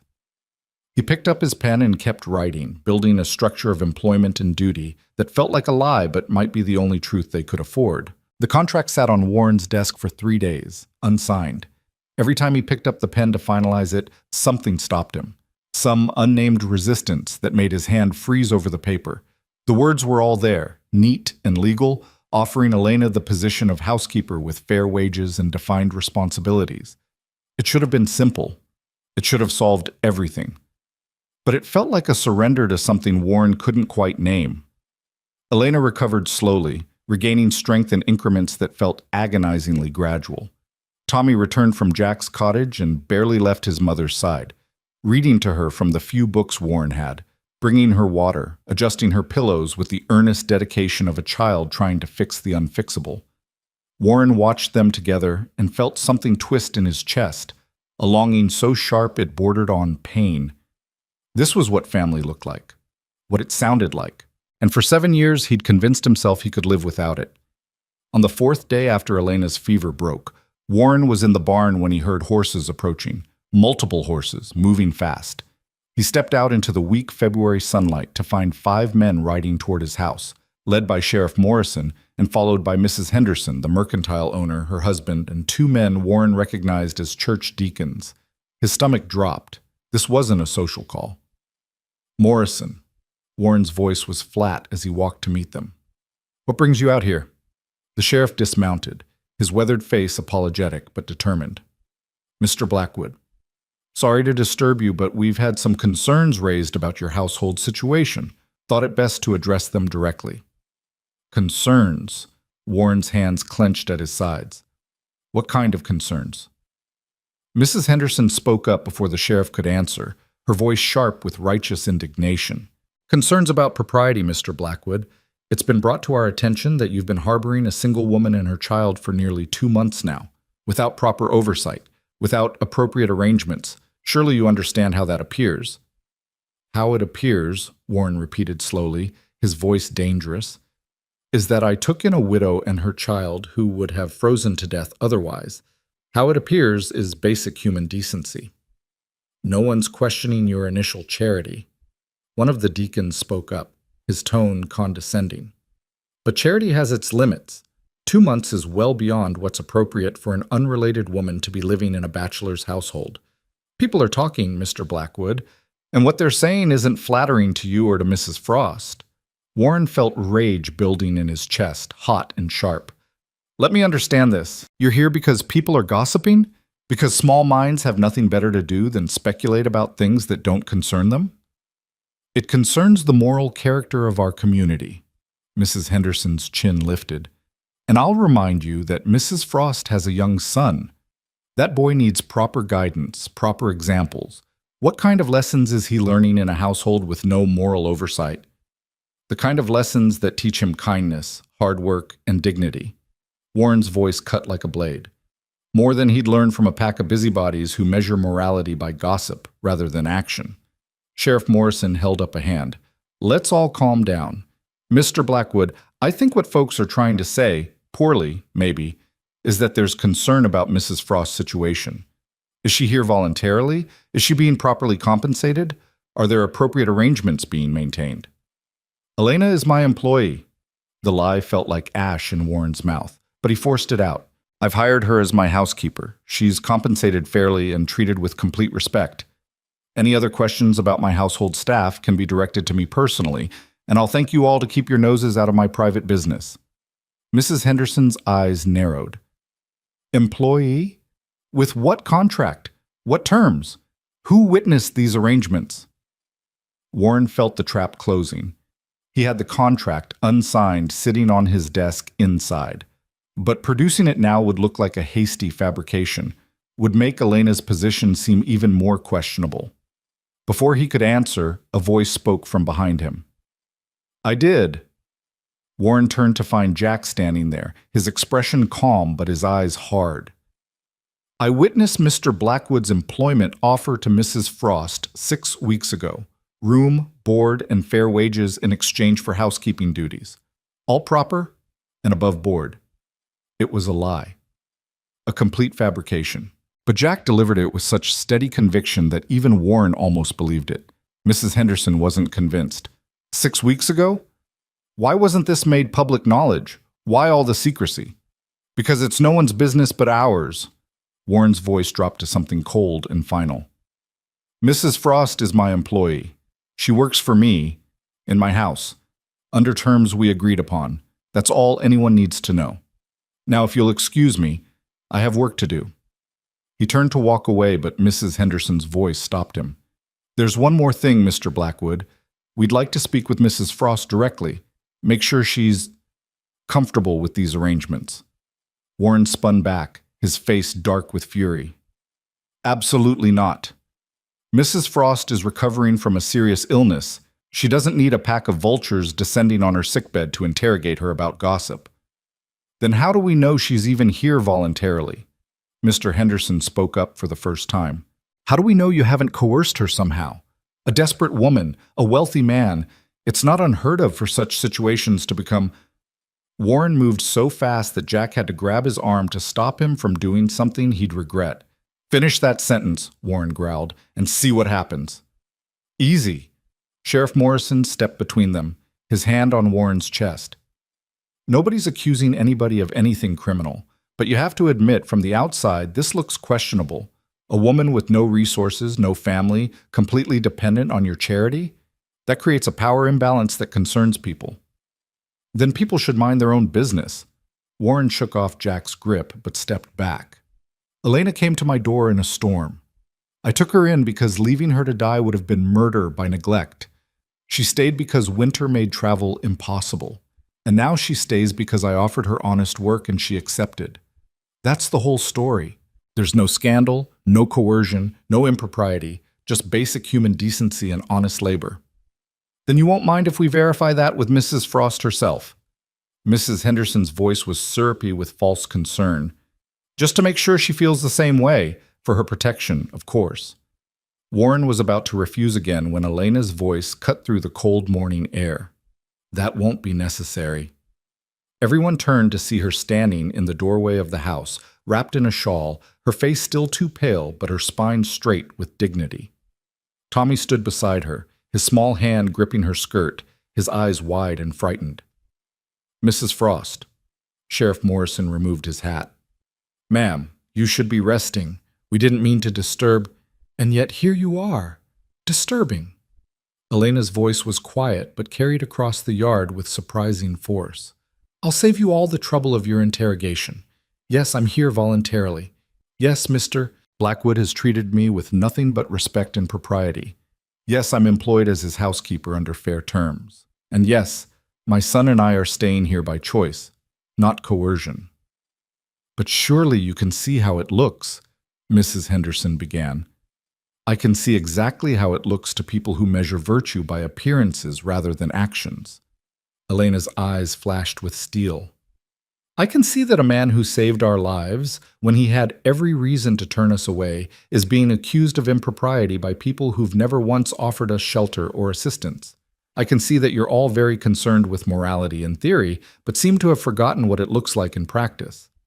Warren stared at her, this woman who should have been weak and grateful, who instead stood in his doorway and faced down her accusers with the kind of quiet fury that made even Mrs. Henderson take a step back. We're just trying to protect you, one of the deacons said.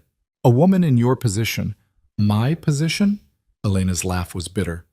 My position is that I'm alive. My son is alive. We have food and warmth and safety for the first time in months. All because one man looked at two strangers freezing in a blizzard and decided that basic human decency mattered more than convenience. You want to question his morality? Question your own first. Ask yourselves where you were when we were starving. Ask yourselves what you've done for anyone lately that didn't come with judgment and conditions. The silence that followed was profound. Mrs. Henderson's face had gone red.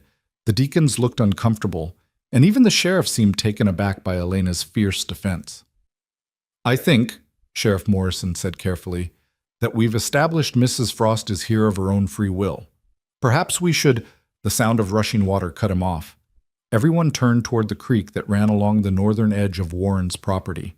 What had been a frozen trickle that morning was now a torrent, chunks of ice crashing along its banks as the unseasonable warmth of the past few days suddenly made itself catastrophically clear. The ice dam, Jack breathed. It's breaking. Warren's blood ran cold. Upstream, where the creek widened into what passed for a river in Kansas, the winter's accumulated ice and snow formed natural dams. When they broke, as they inevitably did each spring, the result was a flash flood that could tear through the prairie with devastating force. And it was breaking now. Weeks early. Right toward them.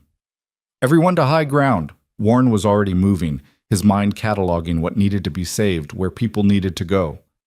The house should hold, but the barn. Jack, get the horses out. Morrison, help him! The group scattered, previous animosities forgotten in the face of immediate danger. Warren ran toward Elena, who stood frozen in the doorway. Get Tommy and get to the second floor. Now! The livestock. I'll handle it. Just get yourself and the boy to safety. But Elena didn't move. Warren? The money? Your wife's things. The nursery. If the water reaches the house... Warren's heart stopped. Rose's room. Catherine's jewelry. 7 years of memories stored on the ground floor, vulnerable to the water he could already hear roaring toward them. He made a decision in the space between heartbeats. Second floor, now! That's an order. Then he was running for the house, taking the stairs 3 at a time. The nursery door, locked for 7 years, stood before him like a judgment. Warren's hands shook as he fumbled with the key he'd kept on his watch chain, the key he'd carried every day but never used. The lock turned. The door swung open. The smell hit him first, dust and old grief, and the faint ghost of lavender from Catherine's sachets. The room was exactly as they'd left it. Rose's cradle in the corner, Catherine's rocking chair by the window. The trunk containing baby clothes, christening gowns, tiny shoes for feet that would never wear them. Warren stood paralyzed, 7 years crashing over him like the floodwater rushing toward the house. This was why he'd locked the door. This was what he'd been protecting himself from. The physical evidence of everything he'd lost, preserved like a shrine to pain. Warren? Elena's voice from downstairs. The water's coming. It broke his paralysis. Warren grabbed the trunk, heavier than he remembered, and hauled it toward the door. He made 2 more trips, Catherine's jewelry box, the baby cradle, the photograph albums Elena had mentioned seeing in the guest room. Each item felt like carrying pieces of his heart up the stairs, exposing them to air and light they hadn't seen in years. By the time he'd moved everything essential to the second floor, water was seeping under the front door. Warren splashed through the rapidly rising flood to find Elena and Tommy huddled in the upstairs hallway, their faces white with fear. Is it going to reach us? Tommy asked, his voice small. Warren looked out the window at the devastation below. The barn was already half submerged. The water was rising faster than he'd anticipated, fed by the breaking ice dam and the sudden thaw. The first floor would flood completely. Whether the water would reach the second floor depended on how much ice was still coming down from upstream. I don't know, Warren admitted, unwilling to lie. But we're safer up here than anywhere else. The house is solid. It'll hold. They waited in tense silence as the water rose. Warren could hear it lapping against the stairs, could see debris floating past the windows, tree branches, pieces of fence, what looked like someone's chicken coop from downstream. The roar was deafening, punctuated by the crack of ice chunks slamming into the house's foundation. Tommy pressed against his mother, trying hard not to cry. Elena's arm was around him, but her eyes were on Warren, looking for reassurance he wasn't sure he could provide. The nursery, she said quietly. You opened it. Warren nodded, not trusting his voice. That must have been hard. Everything's hard. He moved to the window, checking the water level. It had reached the middle of the first floor windows and seemed to be stabilizing. Maybe they'd be lucky. Maybe the worst of the flood would pass them by. Then he saw Jack struggling through the water toward the house, leading 3 terrified horses. Behind him, Sheriff Morrison was helping Mrs. Henderson and her husband, both of whom looked half-drowned and completely terrified. The deacons were nowhere to be seen. Hopefully they'd made it to higher ground downstream. They're coming here, Elena said. They need shelter. Warren looked at her, at this woman who had every reason to let the people who'd come to harass her drown, and saw only concern in her eyes. No vindictiveness, no satisfaction at seeing her accusers humbled, just human compassion for people in danger. The front door's underwater, Warren said. They'll have to come through the second-floor window. He spent the next frantic minutes rigging a rope system to pull people through the upstairs window that overlooked the porch roof. Jack came first, hauling himself up with practiced ease before helping Warren pull up the others. The horses had to be left in the partially flooded barn. There was no way to get them to the second floor, but Jack had gotten them into stalls on the highest ground possible. They'd survive if the water didn't rise much more. Mrs. Henderson came through the window, soaked and shivering, her self-righteous indignation washed away along with her dignity. Her husband was in worse shape, and Morrison looked exhausted from helping them both navigate the flood. They all stood dripping in Warren's upstairs hallway. The people who'd come to question his morality now completely dependent on his charity. The irony wasn't lost on anyone. Elena moved past Warren without a word, went to the linen closet and started pulling out blankets and towels. "Get out of those wet clothes before you catch your death. Tommy, help me get the spare room ready." "But Mama, they were mean to you." "I know, baby, but that doesn't mean we let them freeze." Elena's voice was gentle but firm. "Being better than our circumstances, that's what matters, remember?" Tommy nodded slowly, then surprised everyone by approaching Mrs. Henderson with a towel. "Here, ma'am, you're shaking." Mrs. Henderson took the towel with trembling hands, her face crumpling. "I'm sorry," she whispered. "We were wrong to come here like that. Wrong to question. I'm so sorry." "Save the apologies for when we're all dry and safe," Warren said brusquely, uncomfortable with emotion. "Elena's right. Let's focus on surviving the night. We can sort everything else out later." They spent the next several hours huddled together in the upper floor of Warren's house while the floodwater raged below. Warren's pantry was mostly on the ground floor, unreachable, but Elena had been storing extra supplies in the upstairs linen closet, a habit formed from years of uncertainty. They had enough food for a few days if they were careful. As night fell and the water showed no signs of receding, the group settled into an uneasy truce. Mrs. Henderson and her husband took the guest room. Sheriff Morrison bunked with Jack in the small storage room Warren had been using for keeping extra blankets. Elena and Tommy remained in their usual room, and Warren found himself with nowhere to go except the hallway floor, or, "You should sleep in your wife's room," Elena said quietly, finding him staring at the closed door at the end of the hall. "It's yours. You should use it." Warren looked at that door, at the room he'd locked along with the nursery, and shook his head. "Can't. Haven't been in there since she died." Elena's voice was gentle. "I know. But Warren, you opened the nursery today. You saved all those precious things. Maybe it's time to stop locking yourself out of your own life." "I don't know how." The admission came out raw, broken. Elena took his hand, her touch warm despite the cold. "Then let me help you. Just for tonight. Just to get through this." She led him to the door, turned the handle. It wasn't locked, had never been locked like the nursery, and opened it into darkness. Warren felt his chest constrict, felt 7 years of avoidance crashing over him. But Elena's hand in his kept him grounded, kept him from drowning. She lit a lamp, and the room emerged from shadow. Catherine's room. Their room. The bed they'd shared, the dresser with her hairbrush still sitting on top, the wardrobe containing dresses he couldn't bear to give away. It was a museum to a life interrupted, and walking into it felt like stepping into his own grave. "Breathe," Elena instructed softly. "Just breathe." Warren realized he'd been holding his breath, his chest locked tight with panic. He forced air into his lungs, forced himself to look around instead of running. "It's just a room," Elena said. "The memories are hard, I know, but it's just a room. It doesn't have power unless you give it power." "She died in that bed." Warren's voice broke. "I held her while she... I know. And you've been carrying that moment like a stone for 7 years. But Warren, she also lived in this room. She laughed here, dreamed here, loved you here. This room held more than just her death. It held her whole life with you."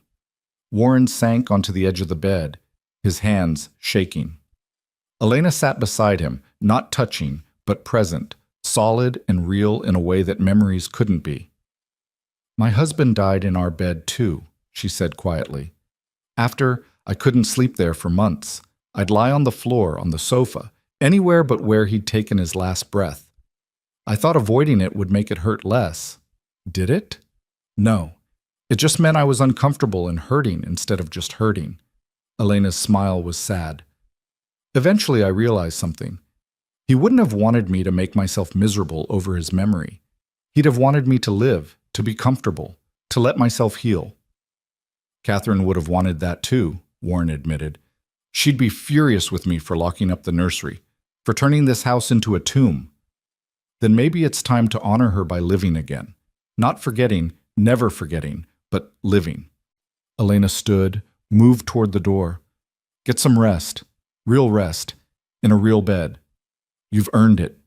She was almost gone when Warren spoke. Stay. Elena froze. Warren, I don't think... Not like that. Warren's face flushed. I don't want to be alone in here, not yet. Just stay until I fall asleep, please. The vulnerability in his voice seemed to break something in Elena. She nodded slowly, returned to the chair by the window, Catherine's chair, and settled in. All right, but you actually have to try to sleep. Warren lay back on the bed, still fully clothed, staring at the ceiling. The room smelled like dust and old grief, but beneath it he caught traces of Elena's lavender soap, evidence that she'd been coming in here to clean, to care for this space, even when he'd abandoned it. Thank you, he said into the darkness, for defending me today. You didn't have to do that. Yes, I did. Elena's voice was firm. They were wrong, Warren. Wrong to come here with their gossip and accusations. Wrong to question your decency when you've shown more of it than most people manage in a lifetime. I'm not decent. I'm selfish. I took you in partly because I wanted to prove people were terrible, and you ruined that by being kind. Elena's laugh was soft. Then I'm glad I ruined it. Your cynicism needed ruining. They fell into comfortable silence. Outside, the flood raged on, but inside, in this room that had been locked in grief, something was finally beginning to thaw. Elena? Warren's voice was drowsy, sleep finally pulling him under. Yes? When this is over, when the water recedes and everyone goes home, don't leave. Please don't take Tommy and leave. I know I have no right to ask. I know it's selfish, but shh. Elena's voice was impossibly gentle. Sleep, Warren. We'll figure everything out when morning comes. It wasn't a promise. It wasn't even an answer. But it was enough to let Warren finally, after 7 years of grief and months of resistance, fall asleep in his own bed with something that felt almost like peace settling over him. And in the chair by the window, Elena Frost watched over him through the long, dark hours, keeping vigil the way she'd done every night since arriving. But this time, in this room, heavy with memory and possibility, it felt like something more than duty. It felt like choice, like the future slowly, painfully, beautifully beginning to right itself. Dawn broke gray and cold over the flooded prairie. Warren woke to find himself alone in the room, Elena's chair empty, and the sound of voices downstairs. He sat up slowly, disoriented by having slept in this bed after so many years, then remembered the flood, the unexpected house guests, everything that had happened yesterday.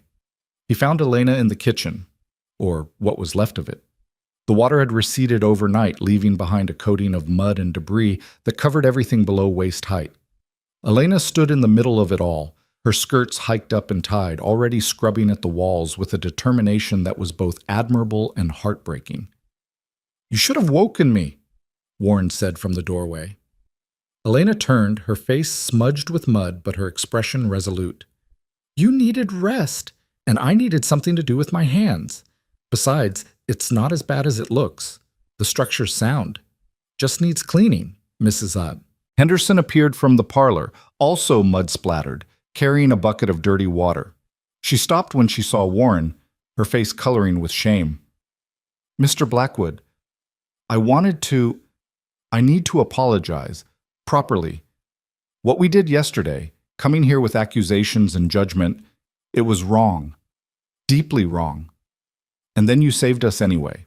Took us in when you had every right to leave us to the flood. Her voice broke. I'm so ashamed. Warren looked at this woman who'd led the charge against him yesterday, now standing in his ruined kitchen offering genuine contrition. The flood makes people rethink things. Don't mistake gratitude for actual change of heart. It's not gratitude. Mrs. Henderson set down her bucket, met his eyes directly. It's clarity. Watching Mrs. Frost care for us last night, seeing how she treats everyone with kindness regardless of how they've treated her, seeing how your household actually functions, I realized I'd been judging something I knew nothing about. I'd been listening to gossip instead of truth. That's on me, Mr. Blackwood. And I'm sorry. Elena emerged from behind Warren, wiping her hands on her apron. Mrs. Henderson has been helping me clean since dawn. She didn't have to do that. Yes, I did. Mrs. Henderson's voice was firm. I made assumptions about you, Mrs. Frost. Thought a poor widow living with a wealthy man must be up to something. Never occurred to me that maybe you're just a woman trying to survive, and he's just a man trying to do the right thing. My mother would have been ashamed of me. Sheriff Morrison and Mr. Henderson came in from outside, both covered in mud from trying to assess the damage. Morrison pulled off his hat when he saw Warren. The barn's in rough shape, but salvageable. Lost some fence posts and your south pasture is a mess, but the house foundation held solid. You built well. My father built well, Warren corrected. I just maintained it. Still, Morrison shifted his weight, clearly uncomfortable. About yesterday, we were out of line, all of us. No excuse for it. You've been nothing but generous, and we repaid you with suspicion and gossip. I'll make sure word gets around town about what really happened here, about how you saved people who'd come to harass you. I'd rather you didn't spread any word at all. Warren's voice was tired. I'd rather people just left us alone to live our lives. Unfortunately, that ship has sailed. Jack appeared in the doorway, his expression grim. There's more people coming. Looks like half the town, actually. Word must have spread about the flood. Warren felt his stomach sink. More busybodies, more judgment, more people who wanted to poke their noses into his business. But when he looked out the window, he saw something unexpected. The approaching group wasn't empty-handed. They came with wagons loaded with supplies, tools, lumber, and leading them was Pastor Williams, the elderly minister who'd presided over Catherine and Rose's funerals. "Warren Blackwood," Williams called out as he approached. "Heard you took the brunt of the flood. Came to help rebuild." Warren stepped outside, confused and wary. "Pastor, I appreciate the offer, but no buts.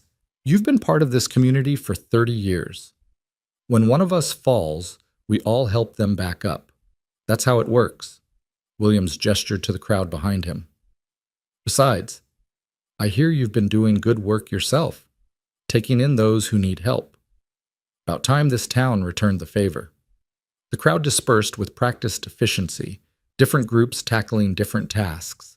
Some started cleaning out the barn, while others began repairing fences. The women descended on the house, bringing cleaning supplies and food, and organizing themselves with the kind of terrifying competence that made Warren want to retreat to his study. But his study was currently being scrubbed by 3 church ladies who'd taken over with such authority that Warren didn't dare protest. Pastor Williams pulled Warren aside while the chaos unfolded around them. "I heard about yesterday, about Margaret Henderson and her committee coming out here with accusations." "It's handled," Warren said stiffly. "I'm sure it is. But I wanted you to know that wasn't sanctioned by the church. That was busybodies using religion as an excuse for gossip. There's a difference." Williams paused, his old eyes sharp and knowing.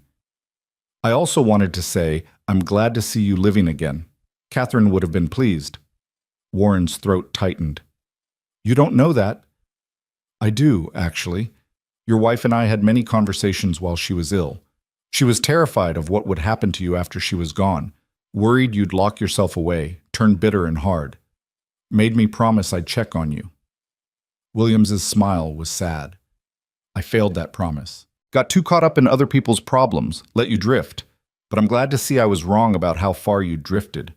Seems like Mrs. Frost has been the answer to Catherine's prayers." "Catherine never prayed for me to take in a widow," Warren said roughly. "No, she prayed for you to find a reason to keep living, for your heart to thaw enough to let life back in. Doesn't matter what form that takes. Could be a widow, could be her son, could be a barn cat. What matters is you're not dead anymore. You're angry and scared and confused, but you're alive. That's what she wanted." The words hit Warren like a physical blow. He'd spent 7 years convinced that honoring Catherine's memory meant preserving his grief, maintaining the walls, refusing to move forward. But what if he'd been wrong? What if the greatest dishonor to her memory was wasting the life she'd have wanted him to live? "I don't know how to do this," Warren admitted, the words barely audible. "Don't know how to care about people again without being terrified of losing them." "Nobody knows how. That's what makes it brave." Williams clapped him on the shoulder. "But I'll tell you what I've learned in 50 years of ministry. You can't protect yourself from loss by refusing to love. You just end up losing everything anyway, including yourself. At least if you love, you get something beautiful before the inevitable pain. Warren watched Elena through the window, directing the cleaning efforts with quiet authority, Tommy at her side helping where he could. She caught Warren's eye and smiled, a real smile, warm and open and completely without guardedness. His chest ached with the enormity of what that smile represented. He'd tested her for selfishness and found kindness. He'd built walls and she'd quietly dismantled them. He'd locked away his heart and she'd picked the lock without him even noticing. And now he stood at a crossroads. He could let her leave when spring came, could preserve his careful isolation and call it honor. Or he could do the terrifying thing and ask her to stay, not as an employee, not as charity, but as something permanent. The thought should have filled him with panic. Instead, it felt like the first deep breath he'd taken in 7 years. By midday, the house was mostly cleaned, the barn was structurally sound, the livestock accounted for and safe. The fences would take weeks to fully repair, but the immediate crisis had passed. The townspeople began packing up their supplies, satisfied that the Blackwood Ranch would survive. Mrs. Henderson approached Elena as she was wringing out a mop, her expression hesitant. "Mrs. Frost, I wonder if you have a moment, I'd like to speak with you, privately." Elena glanced at Warren, who nodded slightly, then followed Mrs. Henderson outside to the porch. Warren watched through the window, unable to hear but able to see Mrs. Henderson's earnest gestures, Elena's careful listening. "She's apologizing again," Jack said, appearing at Warren's elbow. "Been working up the courage all morning." "She already apologized." "Not properly, not woman to woman." Jack's expression was knowing. Mrs. Henderson's realizing she tried to destroy something good because she couldn't understand it. That sits heavy on a person. Warren grunted, uncomfortable with the emotional complexity. He understood anger, understood grief, understood isolation. But this, forgiveness, community, rebuilding not just structures but relationships, this was foreign territory. Elena came back inside a few minutes later, her eyes bright but her expression thoughtful. "Mrs. Henderson invited us to church on Sunday, said she wants to introduce me properly to the community, as your housekeeper, with full respect and legitimacy." "Do you want to go?" Warren asked. "I think I should, for Tommy's sake, if nothing else. He needs to be part of a community, needs to know there's a world beyond this ranch." Elena paused. "But only if you come with us. I won't go if it makes you uncomfortable." Warren looked at her, at this woman who was still giving him choices, still protecting his boundaries even as she dismantled his walls. "I'll go. It's time I stopped hiding." The words felt like a vow, like something significant had just shifted between them. Elena's smile was soft with understanding, and Warren felt that crack in his chest widen a little more. By evening, everyone had left except Jack, who was staying in the foreman's cottage and insisted on helping with evening chores. Warren found himself alone with Elena and Tommy in the cleaned kitchen, eating a simple dinner cobbled together from donated supplies. "Mr. Blackwood?" Tommy asked suddenly. "Are you going to make Mama leave when spring comes?" The question dropped into the conversation like a stone into still water. Elena's face went pale, her fork freezing halfway to her mouth. Warren set down his own fork carefully, buying himself time to formulate an answer. "Where did you hear that?" he asked. "I heard Mama talking to herself. She does that sometimes when she thinks I'm asleep. She said spring was coming and we'd have to move on, find our own place." Tommy's lower lip trembled. "But I don't want to leave. I like it here. I like the horses and the barn cats and—" His voice dropped to a whisper. "And I like you." Warren felt his carefully constructed composure threatening to crumble. He looked at Elena, saw her struggling not to cry, saw her trying to figure out how to explain adult complications to a child who only understood the simple truth of wanting to stay. "Tommy," Warren said slowly, carefully, "your mother said that because she's trying to protect you. She doesn't want you to get too attached to something that might not last. She's being wise and cautious, which is what good mothers do." "But does it have to not last?"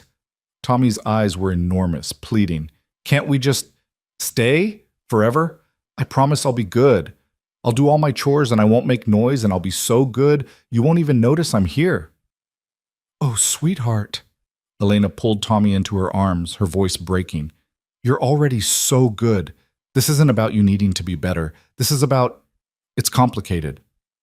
"Adults always say that when they mean no," Tommy said, his face muffled against his mother's shoulder.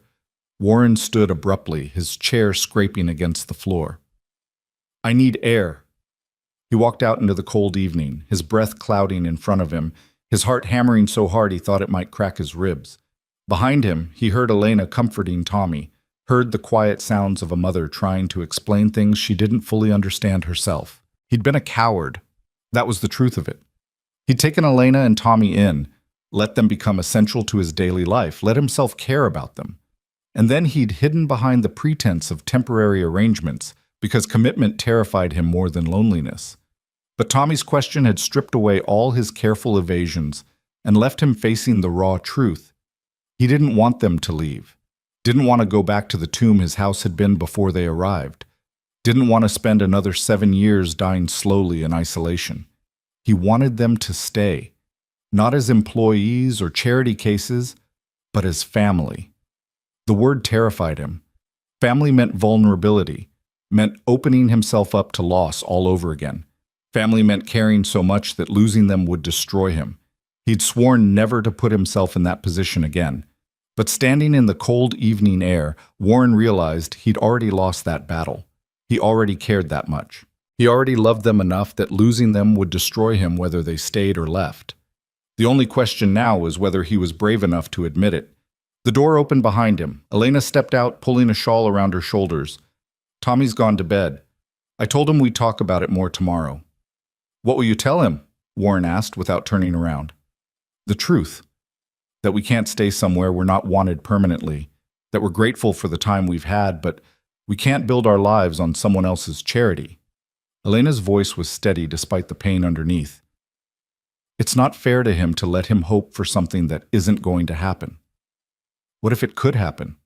Warren turned to face her. What if I wanted it to happen? Elena stared at him, her expression caught between hope and disbelief. "Warren, don't say things you don't mean just because Tommy asked a hard question." "I'm not." He stepped closer, his hands clenching and unclenching at his sides. "I've been a coward, Elena. I've been hiding behind temporary arrangements because commitment scared me, because caring about you and Tommy scared me, because losing my wife and daughter broke something in me I didn't think could be fixed. But you fixed it anyway. You and Tommy, you broke into my tomb and dragged me back to life, and I'm terrified and grateful in equal measure." "Warren," Elena's voice shook. "Let me finish, please." He took a deep breath, forced out words that felt like pulling glass from a wound. "I don't want you to leave in spring. I don't want you to leave ever. I want you and Tommy to stay. Not as my housekeeper, not as charity, but as..." He struggled with the word, with the enormity of what he was offering. "As my family, if you'll have me." The silence stretched between them, fragile and heavy. Elena's face was streaming with tears, her hands pressed to her mouth. When she finally spoke, her voice was barely a whisper. "Are you asking what I think you're asking? I'm asking you to marry me." The words came out rough, uncertain. "I'm asking you to let me be a father to Tommy. I'm asking you to help me turn this house back into a home. I know I'm broken. I know I'm difficult. I know I come with more baggage than any woman should have to carry. But I also know I love you, both of you, and I'd rather spend the rest of my life trying to be worthy of that love than spend another day alone." Elena made a sound that was half laugh, half sob. "You impossible man. You absolutely impossible, stubborn, infuriating man. Do you have any idea how long I've been hoping you'd say something like that? How many nights I've lain awake wondering if what I felt was real or just wishful thinking? Is that a yes?" Warren's heart was hammering so hard he could barely hear over it. "Yes, you fool! Yes, yes, 1,000 times yes!" Elena closed the distance between them, her hands coming up to frame his face. "I love you. I've loved you since the night I found you pretending to sleep in your study. Maybe even before that. And Tommy adores you. You're already the father he needed. You just had to let yourself see it." Warren pulled her close, buried his face in her hair, and felt something inside him finally, completely break open. Not the breaking of grief, but the breaking of ice, painful and necessary, and ultimately freeing. He was crying, he realized with distant surprise, actually crying for the first time since Catherine's funeral. But these were different tears. These were the tears of a man letting go of death and choosing life. They stood like that for a long time, holding each other in the cold evening air, while inside the house Tommy slept peacefully, unaware that his world had just shifted on its axis in the best possible way. When they finally pulled apart, both of them tear-stained and laughing, Warren asked, "Should we tell Tommy tonight?" "Let him sleep. We'll tell him in the morning. Let him wake up to good news for once." Elena smiled up at Warren, her eyes bright with happiness and relief and love. "But Warren, I need you to promise me something. Anything. Promise me we'll do this right. Not quickly, not secretly. I want to marry you in the church, in front of the whole town. I want Tommy standing with us. I want it to be public and witnessed and legitimate, so there's never any question about where we belong or who we are to each other." Warren nodded slowly, understanding what she was asking. She wanted legitimacy, not just for herself, but for Tommy, wanted their family to be recognized and respected. "Pastor Williams can marry us. When you're ready." "I'm ready now. But I think we should wait until spring. Let the town get used to the idea. Let the gossip die down. And," she paused, her expression softening, "and I think you need time to say goodbye properly, to Catherine and Rose. To open their rooms and let yourself grieve all over again, but this time with someone beside you." The wisdom in her words struck Warren deeply. She understood that moving forward didn't mean forgetting, that loving her didn't diminish what he'd had with Catherine. She was giving him permission to hold both loves as sacred, to honor his past while building his future. "You're too good for me," he said roughly. "Probably. But you're stuck with me now."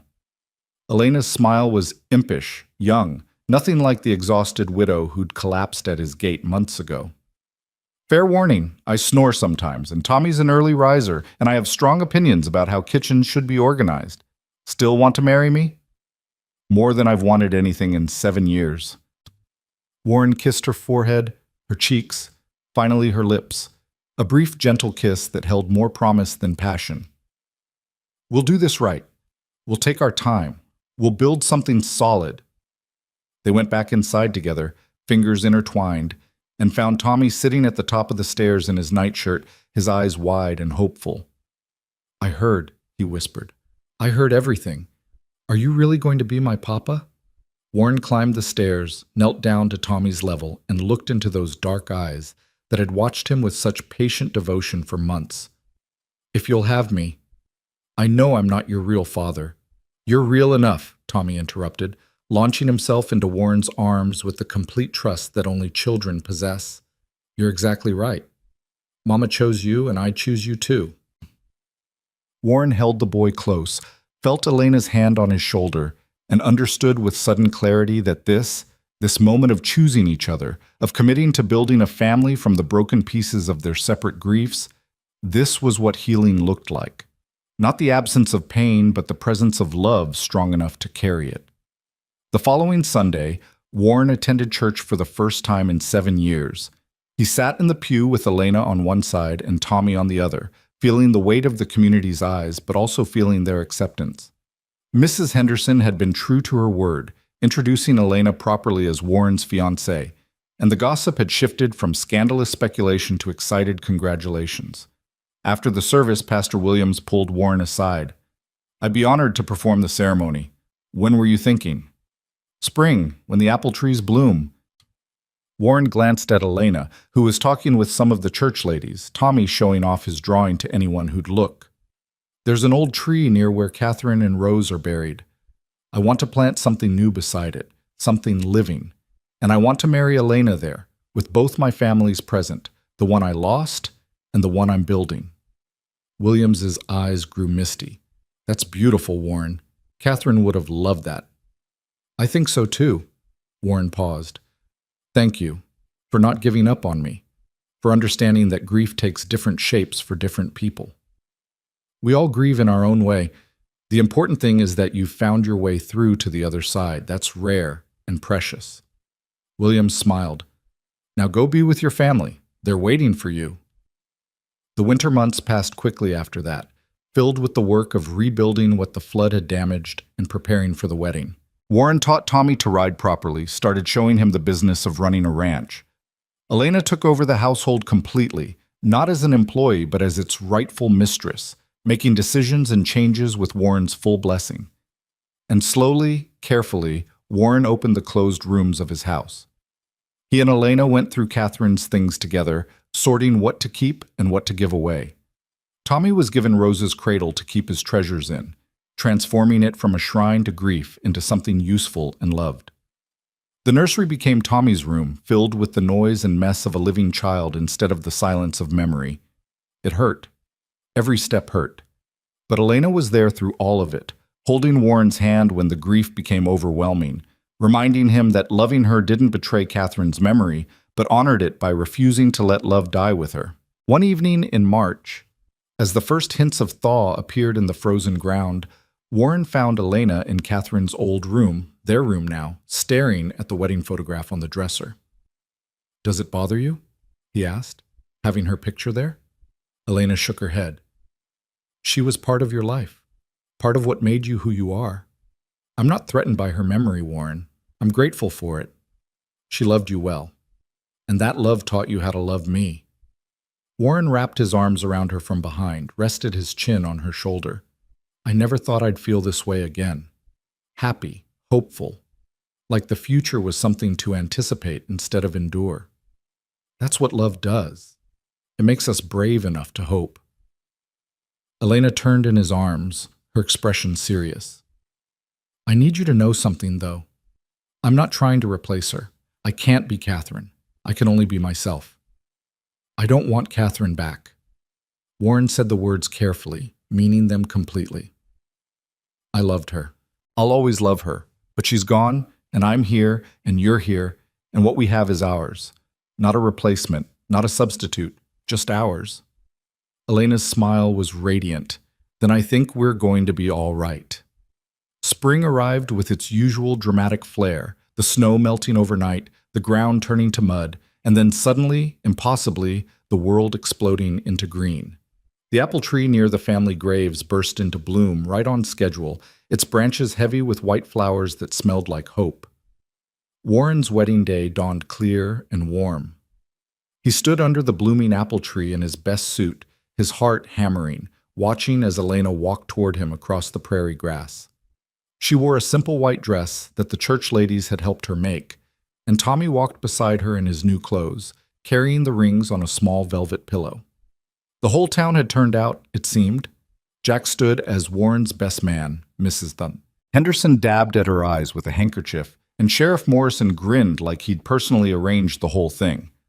But Warren only had eyes for Elena, for the way the sunlight caught in her hair, for the smile that was just for him.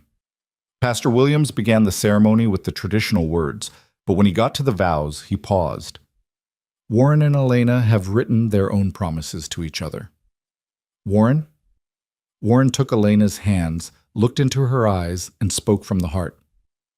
"I promise to honor your strength and protect your vulnerability. I promise to be a father to Tommy and to love him as my own. I promise to let you see my grief without hiding behind walls, and to accept your comfort when I need it. I promise to build a life with you that honors both our pasts while embracing our future. And I promise to never take for granted the gift you've given me, the gift of living again." Elena was crying openly, but her voice was steady when she spoke her vows. "I promise to be patient with your grief and gentle with your heart. I promise to make this house a home filled with light and laughter. I promise to let you be the man and father you need to be without trying to make you into something you're not. I promise to choose you every day, even when things are hard. And I promise to remind you for the rest of our lives that you are worthy of love and happiness and all the good things you've been denying yourself." They exchanged rings, simple gold bands that Warren had commissioned from the jeweler in town. And when Pastor Williams pronounced them husband and wife, Warren kissed Elena with a tenderness that made the gathered crowd sigh. But it was Tommy's voice that broke through the reverent silence. "Does this mean I can call you Papa now? For real?" Warren broke away from Elena, knelt down to Tommy's level, his eyes burning with happy tears. "It means you're stuck with me forever, son. For real." Tommy launched himself at Warren with a whoop of joy, and Elena joined them, and for a moment they stood there, a family built from loss and loneliness and the courage to try again, while the apple tree bloomed above them and the prairie wind whispered promises of spring. The reception was held in the barn, cleaned and decorated by half the county. There was dancing and food and toast that made everyone laugh and cry. Mrs. Henderson apologized to Elena for the third time, and Elena graciously accepted before changing the subject. Jack made a speech about how Warren had been dead for 7 years and was now the most alive man in Kansas, which was only a slight exaggeration. As evening fell and the celebration wound down, Warren stood with Elena on his porch, watching the last guest depart. Tommy was already asleep upstairs, exhausted from the excitement. The house was quiet, but it was a living quiet, the kind that held peace instead of grief. "Are you happy?" Elena asked softly. Warren thought about the question carefully, testing his feelings against the reality. Was he happy? Happiness seemed too small a word for what he felt.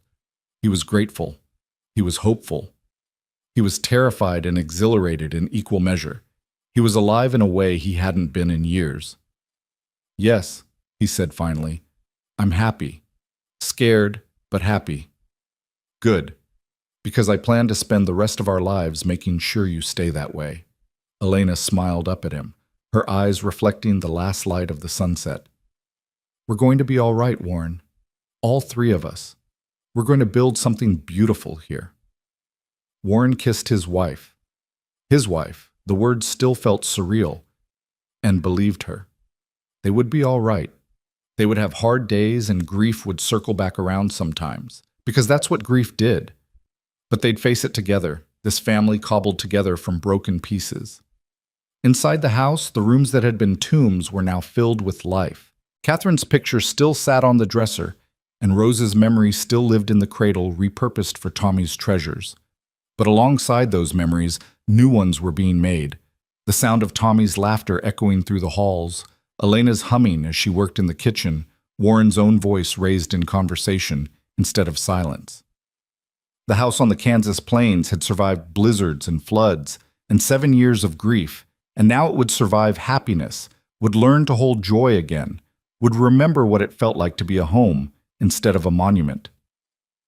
Warren Blackwood stood on his porch with his wife beside him, watching the sun set over land that had witnessed both his deepest sorrow and his unexpected redemption, and knew with bone-deep certainty that he'd been given the rarest of gifts, a second chance at life. And he was finally, after all these years, brave enough to take it.